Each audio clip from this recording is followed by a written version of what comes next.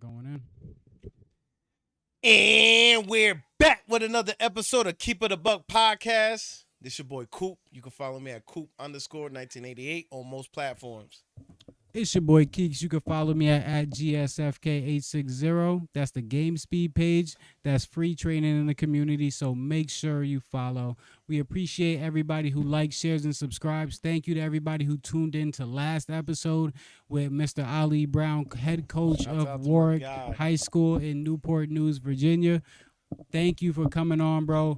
I want to give a big apology for the mic situation on that episode. We had so much equipment to bring out there that we had to make sure we brought to the set that I forgot a couple pieces that were essential for the mics to be connected to Streamlabs. So that's my fault that the mics were choppy, but we're trying to get the clips out as best possible so you guys can get the genuine message that he had. Ali Brown had a great message and he had a great episode for us. So we're going to make sure that we get those clips out properly for you guys, and then we're going to spin back and try to make sure we get back and see his program because he has some great things. He talked about some great things, and it sounds like he has some great things in store for Warwick basketball. It sounds like a lot of discipline, accountability, and just trying to make sure he understands the kids. Again, he was talking about not being big on like trying to recruit other kids, pushing other people out. He wants to build the kids that are there and make sure the people that want to get better.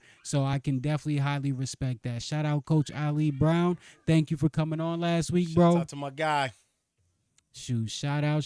First and foremost for shout outs, second shout out the Bank at 12. They were our first home when it came to this podcast space, and we always want to appreciate them.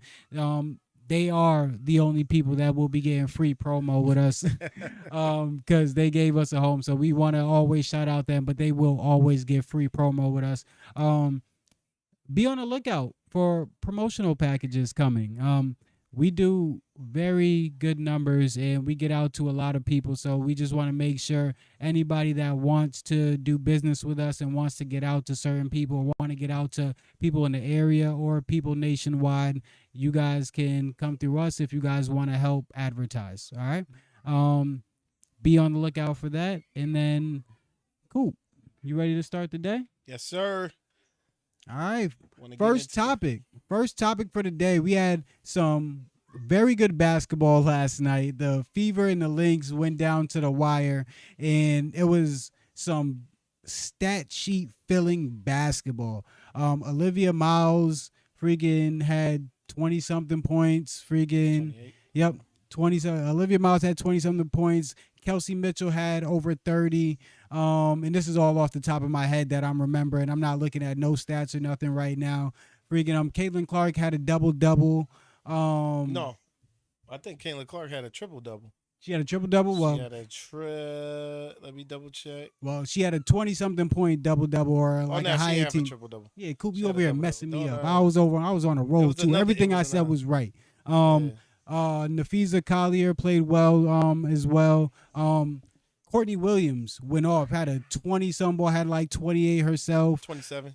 Yep, that's another one. Did Kelsey Mitchell, 37. Yep, almost tied her career high. And then Olivia Miles played her ASS off as usual. Cool. What are your feelings about this? Actually, before we even get to our feelings about this game, let me start by saying I don't know how anybody is going to defend the Minnesota Lynx this year.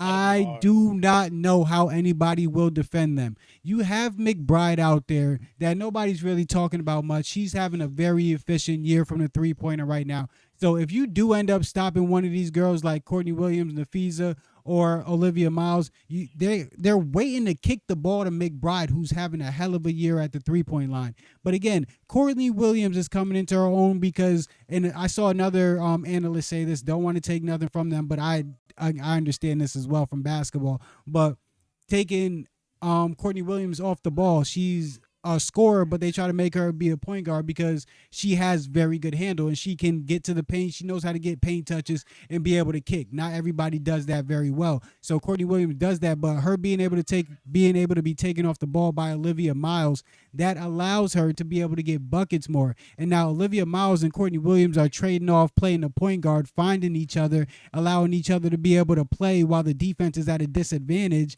And now you throw Nafisa Collier back into the mix, who can do everything. She can rebound, she can shoot the ball, she can pass the ball, she can freaking play defense. She does everything and was an MVP candidate and bringing the Linx to the finals and stuff.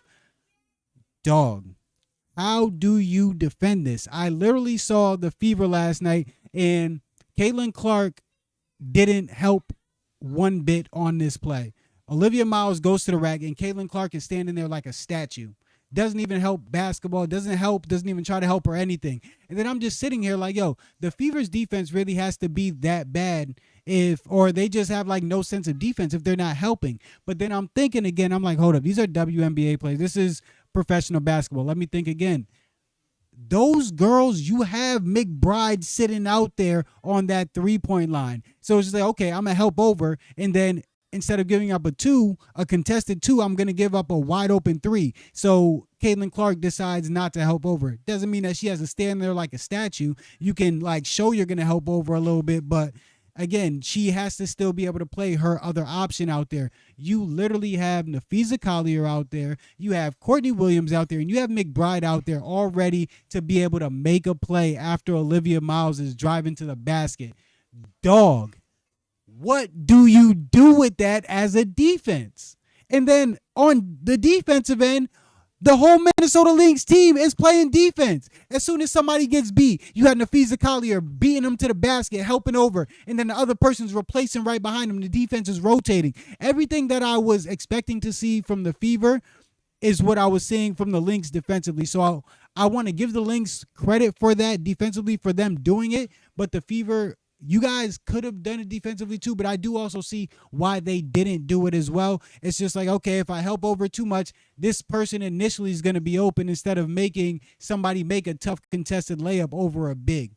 I do understand that. Little bit of a long conversation, but Coop. I fell asleep last night. I didn't get to watch it. So Yo, I was in there. I watched the highlights. I watched the end of it. I watched So like the last like 6 or 7 minutes. The sentiment of what was going on. You know, it's highlights for a reason. But we've been talking about this woman all year long. Yo. And it took me by storm. Y'all knew her before I did. She went to Oregon. It's crazy how evolutionary this player is right now. Dawn Staley said to make her the logo. Somebody call her what they call her, not Magic. They said to make her the logo. Dawn Staley. She's different, bro. She's different, and I don't think like she didn't come in like as like this. Not as hyped.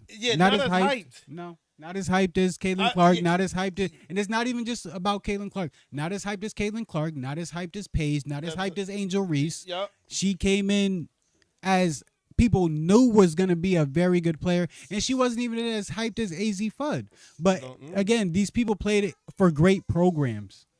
It's tough, again, when you're playing for a program like Oregon, again, Division I school, high Division I, D1A school, of course. But at the same time, when you're playing it for a team like LSU, like Angel Reese was, or you're playing for a team like UConn, like freaking AZ Fudd, exactly, South Carolina, teams like that, it's easier to get recognized because those girls around you are really that good too. And that takes no shade. It was Baylor, I believe.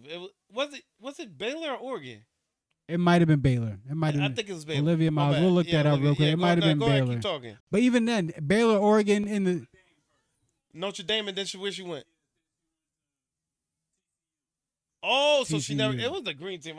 You know me. TCU's purple. TCU's purple. But yeah. So TCU, she did go to TCU. So even then, again, they're all in the same boat when it comes to like their level of basketball. TCU, Oregon, all those schools. Those are not like primary like a UConn or like a South Carolina or like a LSU or like even like a Tennessee from the past. Tennessee ain't that no more, but you know Tennessee from the Oh, it was past. it was Notre Dame. She was at Notre Dame She first, was but at she went Notre to Dame first, TCU and then after. TCU afterwards. Yeah. Yeah. hmm Okay. Yeah. So yeah, and again, TCU's not like a very history program. Again, a lot of basketball, especially basketball at that level, has to do with marketing and being able to get you out to a certain group of people. If everybody's at these UConn games because they're supposed to be the best team in the country, then it's hard for people to be at these other games who are like focusing on every other player. I know there's a lot of highlights, but you can literally go to a UConn game and be able to cover a Sarah Strong, be able to cover AZ Fudd and multiple other people on the UConn bench alone and be able to get stories out of those few rather than just trying to go to a game where you have one player, even though that player really is that good. And people were saying that all last year at the college level. So shout out Olivia Miles for real. Olivia. Yeah. But again, so cool. If these two teams play again, so these two teams, the Minnesota Lynx and the Indiana Fever, they did not play in the first half of the season. Yes, so before All-Star break, they do meet again though in the second half of the season. What do you think will be the outcome of the next game? The Minnesota Lynx ended up coming out this game.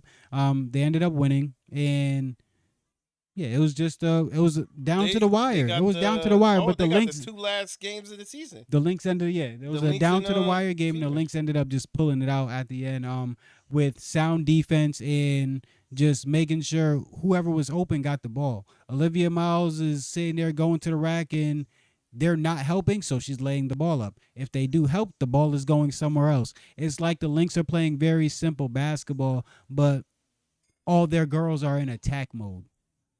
That's the thing about all their girls are in attack mode, but when they don't have something, they give the ball up, and it doesn't look like anybody else is getting mad when somebody else is getting a bucket. Do you think the Lynx see them as being the contender at the beginning of the year because Collier, she was injured, they didn't know what it was, and I do feel you like think they knew they was gonna be? the Lynx had to be a contender because they still got the same team.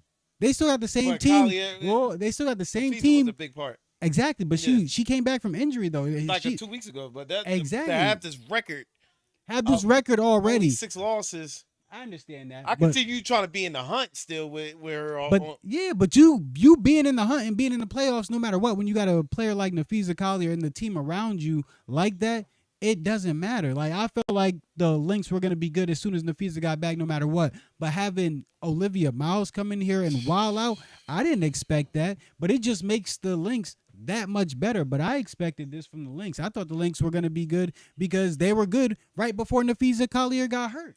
I feel like you can't take that from her. Yeah. See, I'm still a rookie when it comes to watching WNBA, and I'll say I've watched it for the last 3 years. And we had Caitlin, Mhm. we had Angel, and then we had Paige last year. I haven't seen a rookie coming into the league like this. You going to speak of Maya Moore because you watched it, and I know and then people gonna say swoops and everything else, but for me it was just this is different. This is To be a point guard, to be able to make all these passes, know how to dribble, This is- not shying away from anything. She's not shying away from nothing. I heard she was guarding Kelsey Mitchell.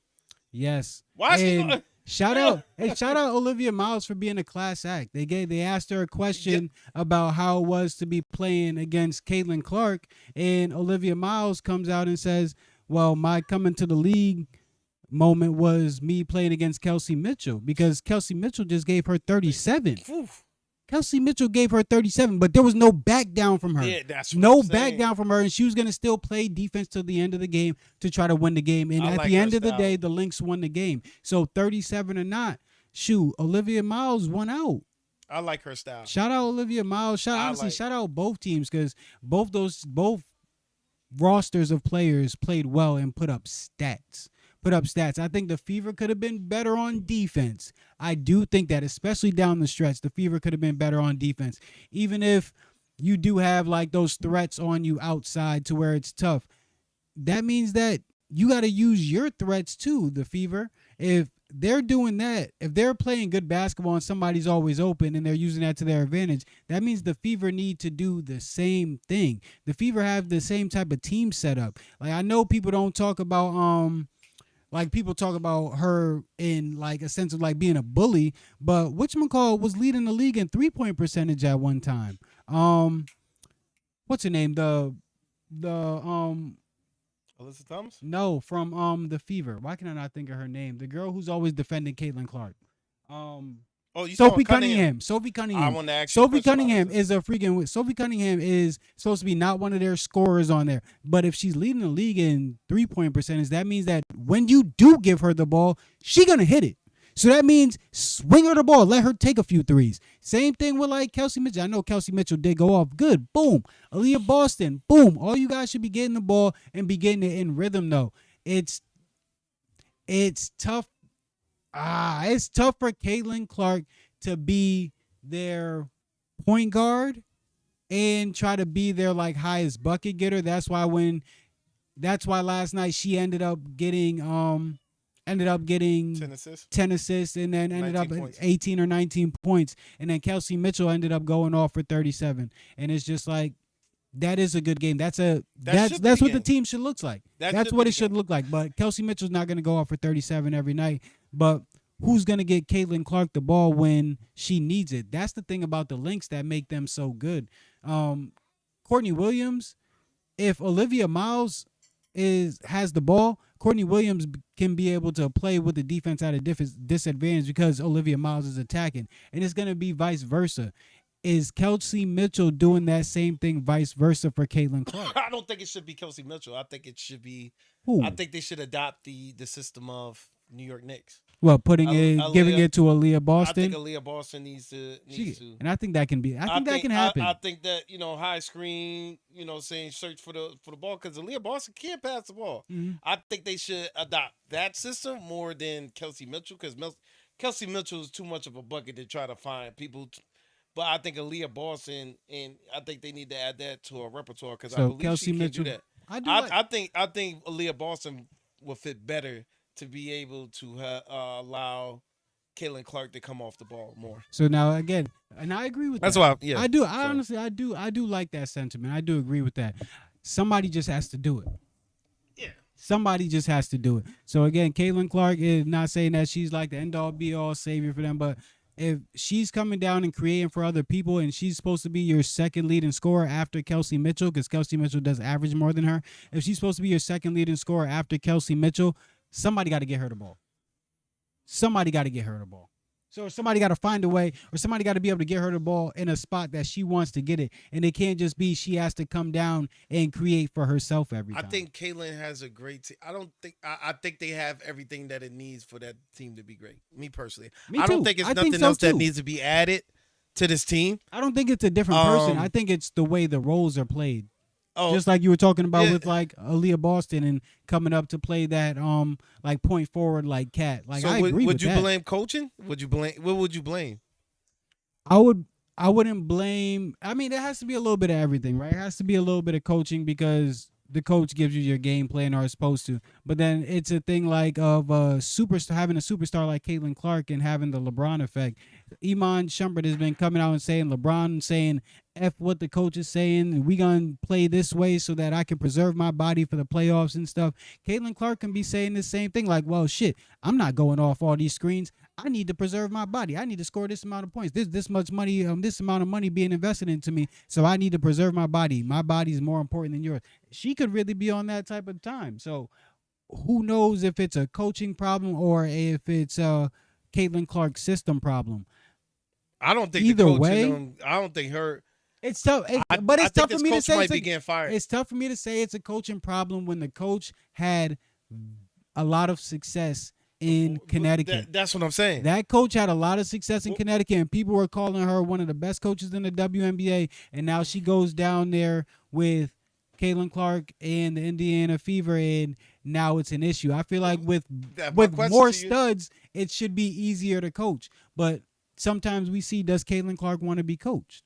But is this a media thing? Yeah. I've seen Caitlin Clark walk away from her coach, shrugging off, waving off her coach, what her coach has to say. She wanted to review the coach kind of, And then I seen the situation where she was calling for a review. The assistant coach had to come in and do the review. Mhm. That like media plays a part, yes, but this is some stuff, man. Yeah, we can't just keep ignoring and acting like yeah, media is putting a. It, it's a lot going on with the Fever right one now. thing I do want to talk about too, for Caitlin Clark, I try to be as impartial as possible on Caitlin Clark. And What you mean? Yeah, right. I do. I first of all, I just said good things about her. I do say good things. You always but say I'm, good things. But I'm the about only to, one that be. But I'm about to say something honestly that I really don't approve of. And honestly, I don't like from Caitlin Clark.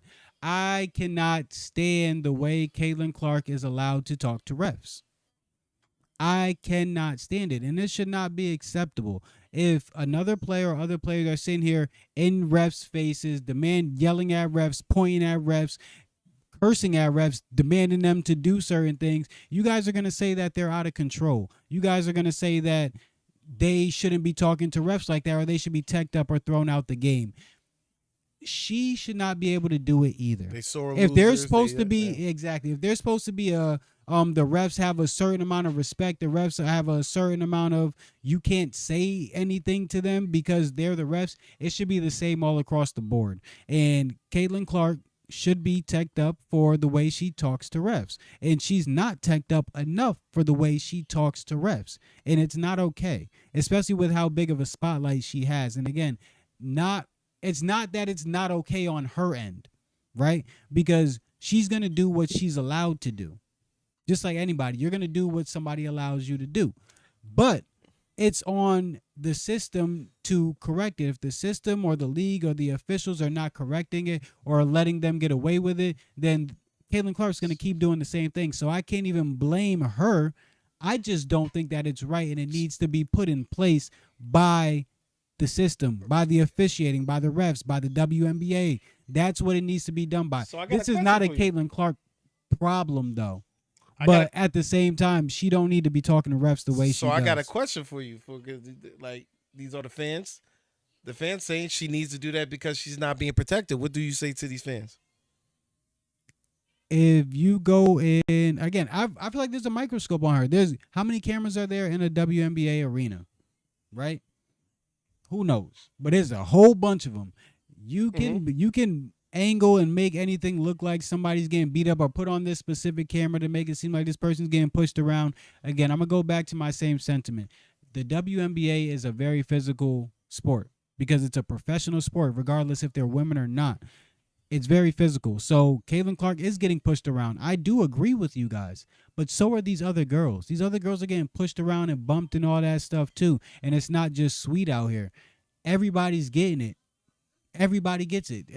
And if it was fake, then it wouldn't have been. And I know everything in the movie ain't real, but literally, they had it in the scenes in Love and Basketball, dog. She goes off to USC and she's fighting for a position as a freshman, and there's a junior or a senior who's not trying to let her take the spot, bullying her, elbowing her, being extra physical with her. This is that, and that's college basketball.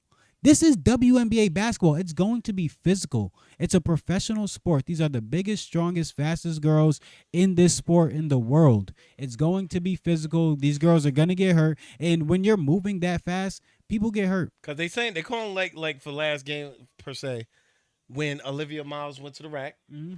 And Caitlin Clark fell? Yeah, it was, she like kind of like how she lay up. She kicked out her leg a little bit, and Caitlin Clark tripped. And they saying that she should have got teched up for that. First of all, if Caitlin Clark got a trail for tripping, why'd you trip? Why'd you fall? But that's the thing. Like, there's so many accidental things that happen in sports, especially professional sports, because that's what because they everything's going so fast. Yeah, bro, everything's not always this has to be intentional. A lot of things can look intentional once you slow it down. But, dog, you're moving so fast that it's not intentional. You don't see this person coming at this angle or know that your leg's going to definitely hit this person. And sometimes we do these like shielding things with our elbows, or shielding, or like moving our legs in certain places to protect our own bodies. It doesn't always have to be about somebody else on a basketball court. Basketball players, especially these basketball players, WNBA basketball players and NBA basketball players, and even college basketball players, They are protecting their bodies before they're thinking about protecting yours. Why? Because they're making millions of dollars. I would be worried about my body too, because what are you worried about? You're worried about your body because you're making millions of dollars. So I'm going to do what it takes to keep my body safe. And if I have to move my body in a certain angle to where you might think it might look flagrant or illegal or something, I don't care. If the ref's not calling it, I know the rule book. So I'm going to do what the rule book says to do and what the ref allows me to get away with. You better chill out, man. This Caitlin Clark fans gonna get you. Hey, I was just saying, man. I'm impartial. They're gonna come at you impartial. like they came at me. Hey, man. you know we need some controversy though. The Clark fans always give us some controversy, whether it's good or bad. It's just like good or bad. It's like how much protection you want this girl to have. You want to be wrapped up in bubble wrap. I don't know, like, you know what I'm saying? Like, I don't know. Yeah, no, like, did you see that? Like, a lot of people feel like the referees are coming at, in the system of WNBA, is coming at the Fever, especially with the comments made by Cunningham. I don't know if you've seen the comments that she made. No. Like a week ago. What comments? It was like a week ago, 2 weeks ago. Cunningham came out and said that she feels like there should not be males in women's sports. Yeah, this you know. Oh, can we get to this? Do we really want to talk about this? Look, man, we gonna keep it a buck. We can't shy away from everything. I know you don't wanna. I know you don't wanna. But we gonna keep it a buck. We gotta hit some topics, dog. I get some topics you say, yo. I want to hit this topic. To be honest with you, it's up to you. All right, we can try. All right. All right. So Sophie Cunningham comes out and says she's trying to protect women's sports from males playing in women's sports, pretty much. Yes. Right. Yes. Right. Yes. First, there's two things about this. Two things about this. First, that as an initial statement does not sound wrong. Yes. That as an initial statement does sound wrong. Men should not be playing in women's sports. Yes. Boom. I agree. Men should not be playing in women's sports. Now, the tough part about it is making it seem like it's a threat that needs to be dealt with. There are not many, or it's not that high of a percentage of a problem to where it's like something that needs to be defended against America right now. Like, all right, guys, there's about to be a whole bunch of men that's about to try to join one. There's a very low percentage of men trying to join women's sports or trying to be women for women's sports. So that's why I do see the transgender community side where it's just like, yo, you're drawing this big light as if a whole bunch of people are actually trying to do this. Yeah. There might be some people trying to do this, but that doesn't mean like it's just like the whole problem. It's just like they've tried to do with like, but all right, we got to protect our community from or like surrounding white neighborhoods trying to protect their community from black people in the other surrounding neighborhoods that probably ain't even worried about them. It's just like, dog, you just made something out of nothing. I think we all can agree that men shouldn't be playing in women's sports. But but how big of an issue is that? Here's my thing to that, and I do see your reason. And that's just my thing. Here's my thing to that too is we speak about, we're going to get a little political right now. We speak about how the system right now is trying to take our rights right now. And if we allow the system to keep going the way it's going, it's not, it takes little inch by inch. Like what Ali said, you know, saying how to eat an elephant, you know, saying one bite at a time. So if we keep allowing it, the goalpost is going to keep getting bigger, bigger. To whereas it's when it's too big, it's too hard to deal with now. So I don't mind being spoken about right now. And I get what you're saying, yo, there's not really that much. But one is too much. Two is too much. And you know what I'm saying? But it's just about it. But it's just like, what other issues do we have to be concerned? It's a dividing thing. That's the thing. It's another thing to be divided about that doesn't have that much attention on it, is my thing. It's just like, yo, you're drawing attention on it. You're making attention on it and making it seem like it's a. I feel like it There's should. probably more people there's probably more people talking about it than people actually trying to do it.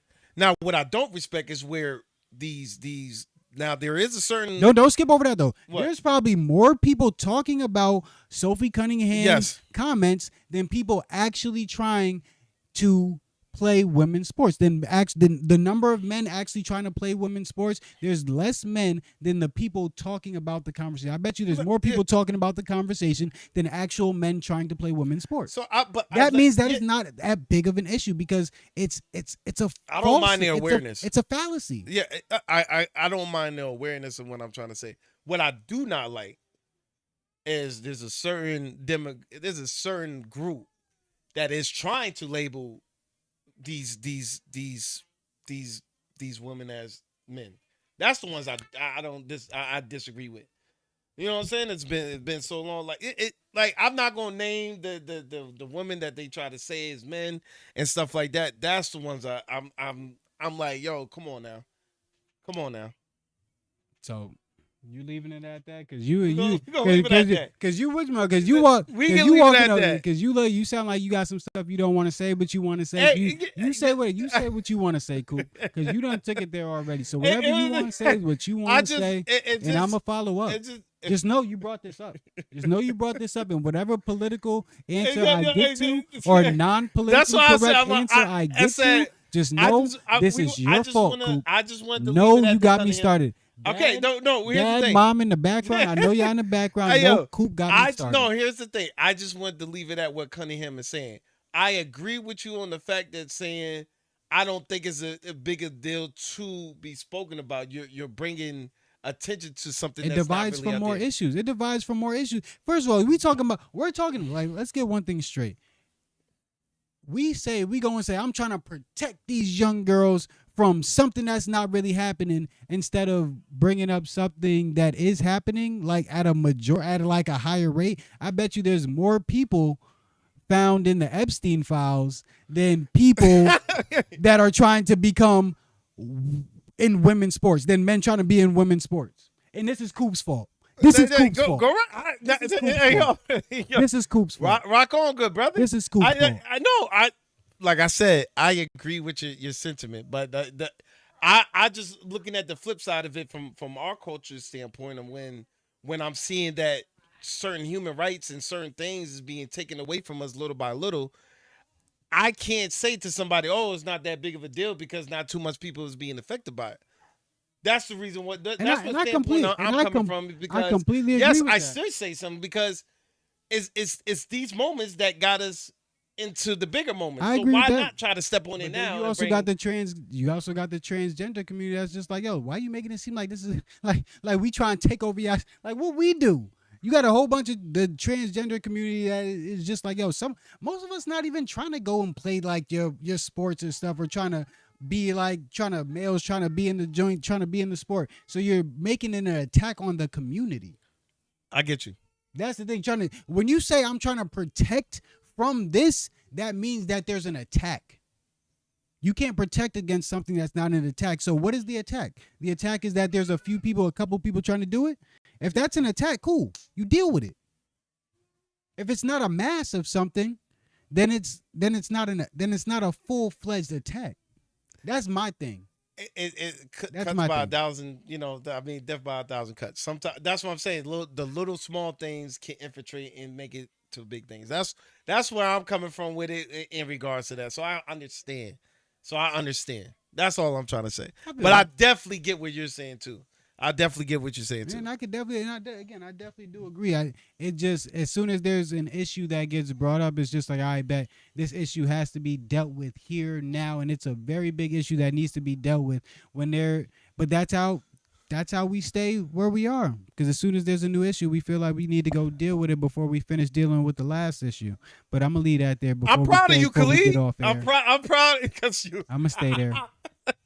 Usually, I'm the one that's trying to put some envelope. The school year is about to start back up. you, Y'all good not brother. taking me off air. I got you. Good I'm ready brother. for the school year. I got you, good brother. I'm nice and peaceful. I'm ready for the students this year, y'all.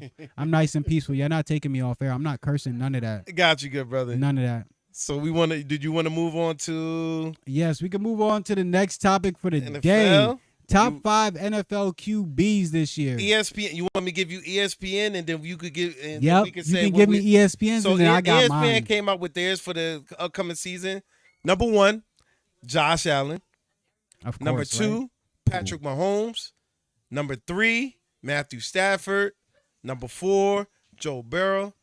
Number Yo, 5, Lamar Jackson. What we thinking? What we thinking? First of all, y'all funny. What we thinking? Y'all find any y'all just had That's to throw crazy, Lamar right? in there. Y'all just Okay. had to throw Lamar in there. First of all, You said you had to throw Lamar in there? I said they just had to randomly try to throw Lamar in there, even though he should. I ain't gonna go there. Coop, what's your top 5? What's my top 5? What's your top 5? 2 of them didn't make my top 5. Honestly, I have none of them, You have none of them coming into your top 5? bro. I got two. I got 2 of their top 5. Okay, I got 3 of them. I got 2 of their top 5. I have Josh Allen. I have Matthew Stafford, and I have Mahomes. If healthy. I had to put an asterisk. If healthy. I took off, especially on Burrow. I get it. I get it. The possibility. See, they going for the possibility. I'm looking at what feels like is going to happen for this year. I took off Lamar Jackson. Hot take. Ravens do not make the playoffs this year. Woo! The Ravens don't make the playoffs this year. Woo! There's a lot going on. I feel like it's a different coach. Jackson had the same coach for that's a lot of change. And coming off of not such a great season, you got to get back in the rhythm. And like this hot AFC take. North. AFC North is a very tough division. It's a tough division. This is not some easy. I like this You know what I'm hot saying? take. So my hot take is Ravens does not make the playoffs. To replace those two, people need to give respect to this guy. Jalen Hurts needs to be respected. It's yet to be seen because of the whole situation. I hope that he comes clear. Shout out to Paul. Shout out to my sister. First Shout of out to all- all these Eagle fans. I'm gonna say Jalen Hurts, number 4. Number 5, Drake May. I was about to say somebody got to put some respect on this man's name, please. Drake May? Yes, Because he's a rookie. Please. A lot of people in their sophomore jeans, they trying to Please. put that. I say Drake May. bro. I say Drake May. I love it. He got weapons. And a lot of people keep talking about A.J. Brown. And I spoke about this earlier. A lot of people keep talking about A.J. Brown. Romeo Dobbs was our best receiver in Green Bay. And I stand on that. You do with that information as you should. All right, As you will. Like you do with that information as you will. Josh Allen will not be in my top 5. He is a perfect person for regular season stats, and honestly, you might be able to But say. what, is it You that know what we what? kind I of say going over? you Oh, might be okay. you might be able to say the same about Dak Prescott too, but the way Josh Allen completely throws terrible passes and has terrible ideas for passes in the times of games that he does late in the season, I can't condone that, bro. ESPN goes on every year and their analysts try to make it seem like everything. You know what the funny thing? Analysts try to make it seem like it's all about a quarterback until it's Josh Allen. And Josh Allen's losing. When Lamar Jackson's losing, it's Lamar Jackson's fault. When Dak Prescott's losing, it's Dak Prescott's fault. When Josh Allen's losing, dang, they just had a good season. You can't win them all. You can't win them all. They had a good season. It's just like, bro, You're right. I'm not with You're it. right. I'm not You're putting right. Josh Yo, Allen. I'm not. You made me feel like I I'm want not. to take off Josh Allen. I'm not putting now. Josh Allen in my top 5. Yo, I'm not. I'm not. I'm not sorry. mad at that. My top 5 I'm not mad at that. for this year, and this is looking at people's weapons that they're gonna have around them this year and everything. This is no order.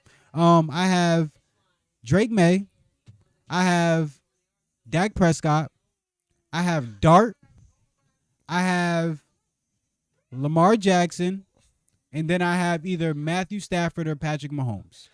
I'm not mad at that list. That's I was my ready list. to talk junk about Dak Prescott, but I did say y'all. That's was gonna my have a list, good bro. year. I did say y'all was gonna have a good year. Dart is getting more and more. I'll take off Dart. Again, try me. Dart is getting more and more weapons around him. Neighbors is back in healthy. I know y'all see him running around in the preseason. Drake May just got Antonio Brown. Come on, not Antonio. Just got AJ Brown. Come on now. Keep talking about Dak Prescott. Brown. I'm trying to tell y'all Dak to look Prescott, at. tight end, is about to come into his own year. About to get even better this year.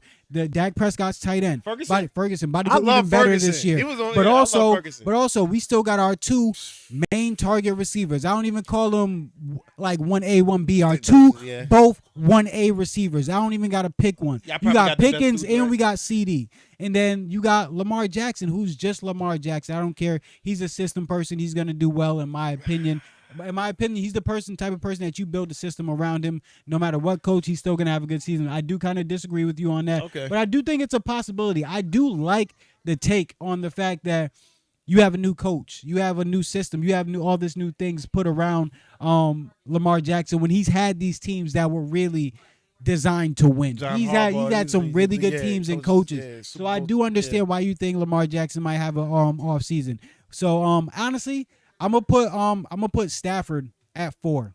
I'm gonna put Stafford at 4, and then I'm putting Mahomes coming off of an injury season, and then Jackson with a new system. I'm putting Jackson and Mahomes tied for 5 at both at my 5th right now.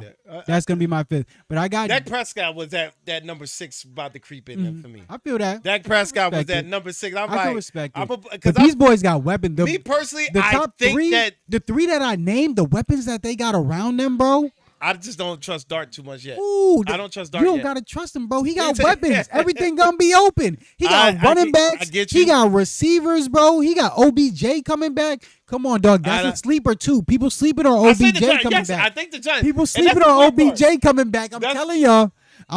It's gonna be like Antonio Brown coming back. Y'all sleeping on him. Stop sleeping on him. And that was my hot take. I said the Giants are going to compete for the NFC East. So how the Giants gonna compete without Dart being nice? That's conflicting. That's conflicting. That's conflicting. Giants can't compete if Dart don't have a good season. I agree. Come on, Coop. I agree. So I just can't. For my top 5, I don't know who I'm taking out. I respect it. I don't know who I'm taking. I respect it. And that's what I'm saying. He's not. I think Dak Prescott gonna have a better year than him. And regular season wise, it's tough to take Josh Allen off. I trust me. But just for the way the media portrays him, bro, and just makes it seem like blah blah. Yeah, bro. Especially from last season, bro. He the same person as Dak Prescott. Except Dak Prescott didn't have the chance to win it like he did. If I had to take off anybody from my top 5 list, but if I take him Josh off, Josh Allen had the ball in his hands at the end of the game and he made nobody's talking about how he threw a duck. He threw a duck at the end of the playoff game at the end of last year. Nobody's talking about that, bro. If I take off Josh Allen, and I'm not saying it's one play. It won't be Dart. It's not one play that makes you, and I understand that. I'm not saying it's one play that makes you, but people just completely people just overlook that. This is consistent. I don't get it. This is consistent every year for the last 3 years. Come on, he's supposed to have been that guy. So I agree with you. Come on. Every year he's supposed to be the top MVP candidate. I agree with you. Somebody drop a ball for Lamar Jackson. It's Lamar Jackson's fault. I can't argue with nothing you talk about with Josh. Somebody drop a ball for Lamar Jackson on the final play of the game, and somebody's going to talk about something that Lamar Jackson did in the beginning of the game. And they got him number 1. What makes you think he's number 1? Why? That's what I'm saying. I don't put him number 1. And if we want to talk about longevity and we want to talk about stats and longevity, Matthew Stafford. Right? If we want to talk about longevity and stats, it's going to be Matt Stafford. That's why they're not putting respect on Jalen Hurts. They gotta put respect on Jalen Hurts. Come on now. And again, this ain't no white and black thing. Blah blah blah. Matthew Stafford's a white Jalen Hurts is what they want Tim Tebow to be. Jalen Hurts is what they want. That's it. Jalen Hurts is a super and he made it to the Super Bowl. That's a bar. These are the come on now. Won it too. That's a bar. They got to put some respect on Jalen Hurts. I like that. They got to put some respect on Jalen Hurts. So if I had to take somebody off though, it would be Josh Allen and put Dak in there. It would be Dak. I'll put Dak in there. Okay. Matter of fact, take it off. I'm putting Dak in there. I was already on the fence when I say I'm like, yo, why do they do this every year? Yeah, same thing every year, man. Just to make you think. Like Josh Allen got to be in the top 3 every year, and he's not proving himself. Mahomes deserved to be in there, and that's why I even took Jackson off. That's why I was like, yo, in the system that he's gonna be, I'm like, yo, I gotta take Josh Allen and Jackson off. The system. And you made me change mine too. You made me change mine to where I had to put Stafford over Jackson because, bro, Stafford is Drake May might be top 3 next year. Drake May's on mine. I got Dart, Drake May might be. Drake May, Prescott, Stafford, and then Lamar Jackson and Mahomes are tied around for that fifth number for 7 me. mark for me. I'm with that. But I get because I did say, yo, they're gonna be competing for NFC East. I did say that they're gonna be competing, but yeah, you're right. I like his swag though. I like Dart's swag. I like his smooth one. Just real quick, last NFL topic for the day because we did really well on that one. The next NFL topic for the day, last one, real quick. How you think your team gonna do this year? You talk about your team, I talk about my team. I got to get these Dallas fans going, man. And I saw somebody take my take.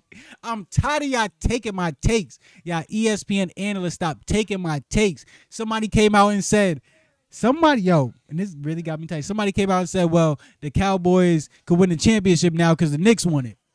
Oh, yeah. I saw somebody say that last week. Yeah, you did say that a long time. It wasn't on air because I said it on air too. Oh, it was on air? Okay. I said it on air too. Yeah, it's all good though. It's not me really being mad though. I love the fact that people are saying the same thing and that we're all thinking the same thing. I know it's not you taking my stuff, even if it might be. Don't know, don't care. Either way, I'm glad that we all getting our views and opinions out. Either way, I'm still with it, man. If the Knicks can win a championship, the Cowboys can too. That's exactly what the type of time we on, man. I'm leading into this year with positivity. Just honestly, I led into last year with positivity, and I felt like we did pretty well, honestly. I like what I saw from Dak Prescott, and I like what I saw from CD and Pickens, even though CD was hurt a little bit. And then our defense started out terrible. Dallas Cowboys defense started out terrible, but we developed into having what I thought we needed. Our DB, yes, our DB. We honestly that letting go of Parsons did well for us because now we have a rebuilt D line. We have DBs now. We have linebackers. We have everything now. We have everything now, and it started to show at the end of the season last year. Yeah, our defense really started clicking at the end of last year. In the beginning of the season, you had freaking neighbors running down the field acting like nobody was going to be guarding him all day. At the end of the season, it looked like our DBs actually knew what they doing. We had switched up all the way our defense was, and it helped. It helped. Shout out to Dallas Cowboys for making the change throughout the season last year, and I think the Cowboys are going to be very good this year. I am a Dallas Cowboys fan. I am backing the Cowboys. I'm not a scary Cowboys fan, but I'm not also one of these delusional Cowboys fans too. Please know only this. When he arguing with Please me know is. this. I'm not one of these delusional Cowboys fans. Sometimes. Only when Coop get me mad. I agree. I think y'all gonna be 1 or 2 in the division. Damn. I've been saying this to you, though. I've been saying and just for anybody that don't know, the only reason why I'm upset when Coop say stuff like that because Coop is the greatest human jinx. But Coop does also have a sense of every NFL season he calls out a team.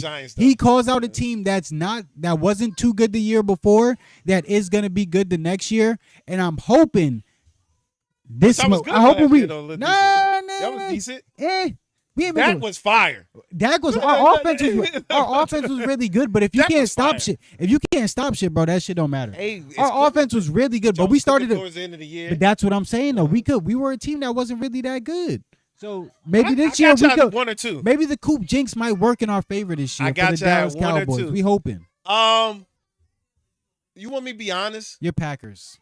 I don't like the offseason from the Pistons, and I don't like the offseason from the Packers. Jeez. I did not. Going into last year, going to the end of last year, going into this year, you had 2 really good outlooks on both of those teams going into this year. I thought we was gonna make moves, man. I thought we was gonna add to what I'm like. Y'all don't know how disheartening it was to lose Romeo Dobbs, and I get it. Our wide receiver room was packed. And I always say this, I felt like we had the best wide receiver room. Everybody cannot go. I get you, Reed.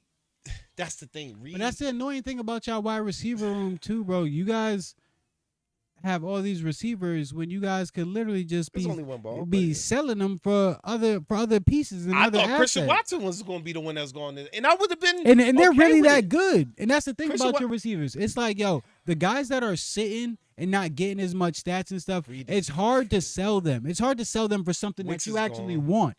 But you guys can sell like a Christian Watson because he is putting up the numbers and stuff, and then know that your next guy is really just that good I think Dobbs. I'm like hurt that for Dobbs is for the Packers. Yeah, I'm hurt. Yeah, I don't think people understand how hurt I was to see Romeo Dobbs, and then he goes to Drake May, one of the best deep throws out there right now. Pause. Ooh. And Brown and y'all Dobbs? keep saying Brown. Y'all keep saying Brown. Watch my boy. Watch my boy, Yeah, and I might put him on ESPN fantasy. crazy for not putting Drake May in that top 5. Y'all crazy. I'm sorry. I'm crazy. just is Boy, is, balled out I last don't- year. yeah. Balled out last year and got more weapons. And you think Get he's more not gonna weapons. be He better? had no weapons What? for real. What? And you had Stephon Come Diggs. on now. But Come you on know, now. You getting AJ Brown and Rome, and a lot of people keep. Maybe because I watch the Packers closely. Maybe because I know what the ins and outs look like. But people need to keep an eye on Romeo Dobbs. You heard it here first. Dobbs. And I Romeo respect Dobbs. it. But that looks like it's gonna be like Dallas land. Like the way you got CD and you got Pickens. It looks like It's it's not gonna better. be similar. It's not better than Dallas, but they might be top 3. I said like Dallas. Yeah, land. yeah, but I wouldn't yeah. say better than Dallas because Dallas has already proved that it works there. Yeah, that's what I'm saying. already proved that it Pickens works was there. like, Yeah. I'm shocked how it looks. And I'm like, y'all, because a lot of people because there's one ball. A lot of people didn't think that both of these guys would be able to get the ball that much. Yeah. But they're two very polarizing receivers that can get open whenever they want. So, and they also don't have a running back that takes up a lot of like carries. Yeah. It's not like they have like a Saquon Marion- taking up a Marion lot Barber, of carries. like, That yeah, exactly. What's homeboy name? Elliott, Ezekiel Yep. Elliott. Mhm. This They is don't what you have gotta one of get- them guys yeah. taking up all those carries that you have to pay, or And you your boy paid a can lot catch of out money. the backfield. So it's like, yeah, that's a great thing too. To help Bro. out the passing game. We got a lot, man. Then we got a tight end that we could throw to, I like and then a Ferguson. tight end that is also good at blocking. So I when like we do need Ferguson. to run the ball, it's not too much of an issue. We can run the ball, but we don't need to. We really pass the ball that good. And Dak Prescott, he solved his biggest issue, in my opinion. Dak Prescott's biggest issue, in my opinion, was the fact that he held on to the ball too long. He used to get back, used to sit back. Even when he had a great line, he was still holding on to the ball too long. Had one of the best lines in the league when he first came into the league. Still holding on to the ball too long. Now, this past year, he's getting it out. Whatever decision's made, that's the decision made. Whether he's throwing it to any of his receivers, Pickens, CD, Ferguson, whatever he's throwing it to them direct, and he's throwing it to them, getting it out quickly without second thought. That's what Dak Prescott needs. I don't care if I'll go with the mistake. I'm not going with you second guessing. You're that smart of a quarterback, Dak Prescott, that I'm going to go with your first thought because I know that you prepared for the moment, and I know that you are a smart quarterback and you're going to do what you got to do. So just let it go, just like you did last year. You let it go, Dak Prescott, we good. Dallas Cowboys are good. And then when we do come back with it's still running. It's still running. When we do come back, we are like NFL season starting up, so we about to start ramping up the topics. Next topic we will get on. What is going to be a make or break year for these QBs? Which one is it's going to be considered bust at this point in time? We need to start discussing that in regards to these QBs that just been sitting and chilling and not getting critiqued like they should. But we're going to get to that at another time. There's a whole bunch of people saying Herbert was better than Dak Prescott last year, yo. Whole bunch of people saying that while Dak Prescott was coming off of an injury, and it's Herbert this, Herbert that. What is Herbert now? Y'all be talking. Like I said, I admit when I was wrong. I say, yo, now Dak had it. Dak had it next year. Cassius, where you at? Cassius, Dak where you had at? it last year. Dak had it last year. Dak did an amazing job last year. Talking crazy. It was no fault the reason why they didn't progress due to Dak. Dak wasn't the reason. Correct. Dak wasn't the reason. It was our defense. So but even then, and this is why, and again, this is why I love Dak as a quarterback and why I will highlight the things Dak does. Just because you're a superstar don't mean you got to be on the bullshit. So, like, Caitlin Clark and, like, how we're talking about how she talks to the refs and how she's sitting there arguing with the refs, cursing at the refs, and sitting here waving off her coach, doing all this type of stuff. Just because you're a superstar doesn't mean that you have to, or everything has to be revolved around you, or you just do what you want and everybody has to be at your beck and call, or everybody has to just do what you say. Dak Prescott is a prime example of, well, shoot, I'm the star of this team, but when stuff don't work out, that doesn't mean I have to throw everybody under the bus. I would like him to be more aggressive, though. But I would aggressive like in what sense? Wait, you talking about in like the way he talks to people? I feel like I would want him to be like the CD Lamb thing on the sideline where he's like, yo, like you know the little spats like, yo, when you talk like, bro, but that's like but that's the thing. But that's the thing. You try to. It's not about that though, because you try to. You do some shit like you do some shit like that, and you try to keep him in check in front of all these cameras and stuff while he's already wilding. That doesn't aid. That aids to injury. The only thing that does is aid to injury. If you try to check somebody like CD or anybody like that, like OBJ while they're wilding, or Antonio Brown while they're wilding or something out there, they're gonna be like, "Yo, what you trying to show me up for? You trying to make it seem like they're not wilding too?" So you talk to them when it's time to talk to them. When it's time to talk them down. It's not about like, "Yo, you having to yoke somebody up and be like, yo, da da da. This is you got to chill out." But at the same time, I'll take Dak Prescott as a leader any day. They try to throw CD Lamb under the bus right in front of him for the news. Dak Prescott, oh, well, CD Lamb dropped that pass or CD Lamb did this. Oh, I know he'll catch it the next time. Or he'll talk about something that he did wrong. Yeah. Dak Prescott's not throwing people under the bus, and that's what you want to see from a leader. He's not blaming refs. He's not throwing people under the bus. He's not making it seem like there's this media critique about him. He goes and sits there and takes everything under the chin, bro. Everything to the chin. And I can respect that as a leader. A leader is Dak Prescott. The way Dak Prescott carries himself around all circles is a leader. Just because he's not sitting here yoking people up, throwing people under the bus, and sitting here trying to put himself on a pedestal, doesn't mean he's not a leader. He's a more than a leader because he's not throwing people under the bus and trying to put himself on a pedestal. Unlike some other people in other sports. Who? Or people in his own sport. No, I'm talking about other sports. Or people in his own sport, like Aaron Rodgers. Or people in his own sport, like Aaron Rodgers go get the whole committee fired. I ain't got no arguments with what you talking about. Fired. I ain't got no arguments of what you talking about. That I was talking about KD, man. We ain't the leader, but he is a leader. I can admit that he is. He's a leader in his own way. I can respect how he leads. I respect how he leads. He's a leader in his own way. But again, if we want. Kevin Durant, leader in his own way. He's a leader in his own way. Okay, but again, the type of leader Dak Prescott is the type of leader that we talk about on a daily basis. He's a leader. You go and stand it. If I got a problem with you, or if we have a problem, or I'm either not gonna say nothing, or I'm gonna talk to you about it. He's a leader. But I'm not gonna go to the media or some outside source first. He's a leader. Trust me, I know that. That's why I said I love that. Yeah, I don't care. I can respect winning, losing. I don't care about. Yes. I respect that because he take it on the chin. He take it under the chin. He don't make excuses. None of that. And you are the premier quarterback of the NFL because you're Dallas Cowboys quarterback. So you know what I'm saying. That's a lot of pressure in itself. Mm-hmm. That's what makes him a leader. He can go and play the blame. Everybody can play the blame game. Yeah. Everybody can play the blame game. Yeah.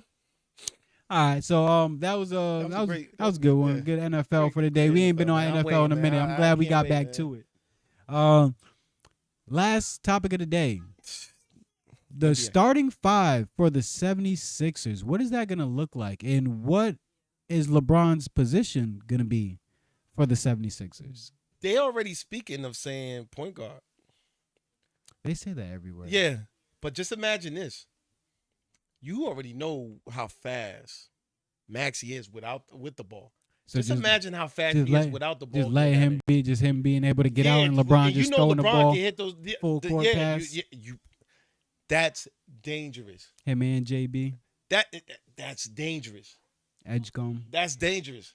Half court offense is going to be great too because you still got LeBron in his mind. You know what I'm saying? Like his intelligence on there. So this is gonna look crazy.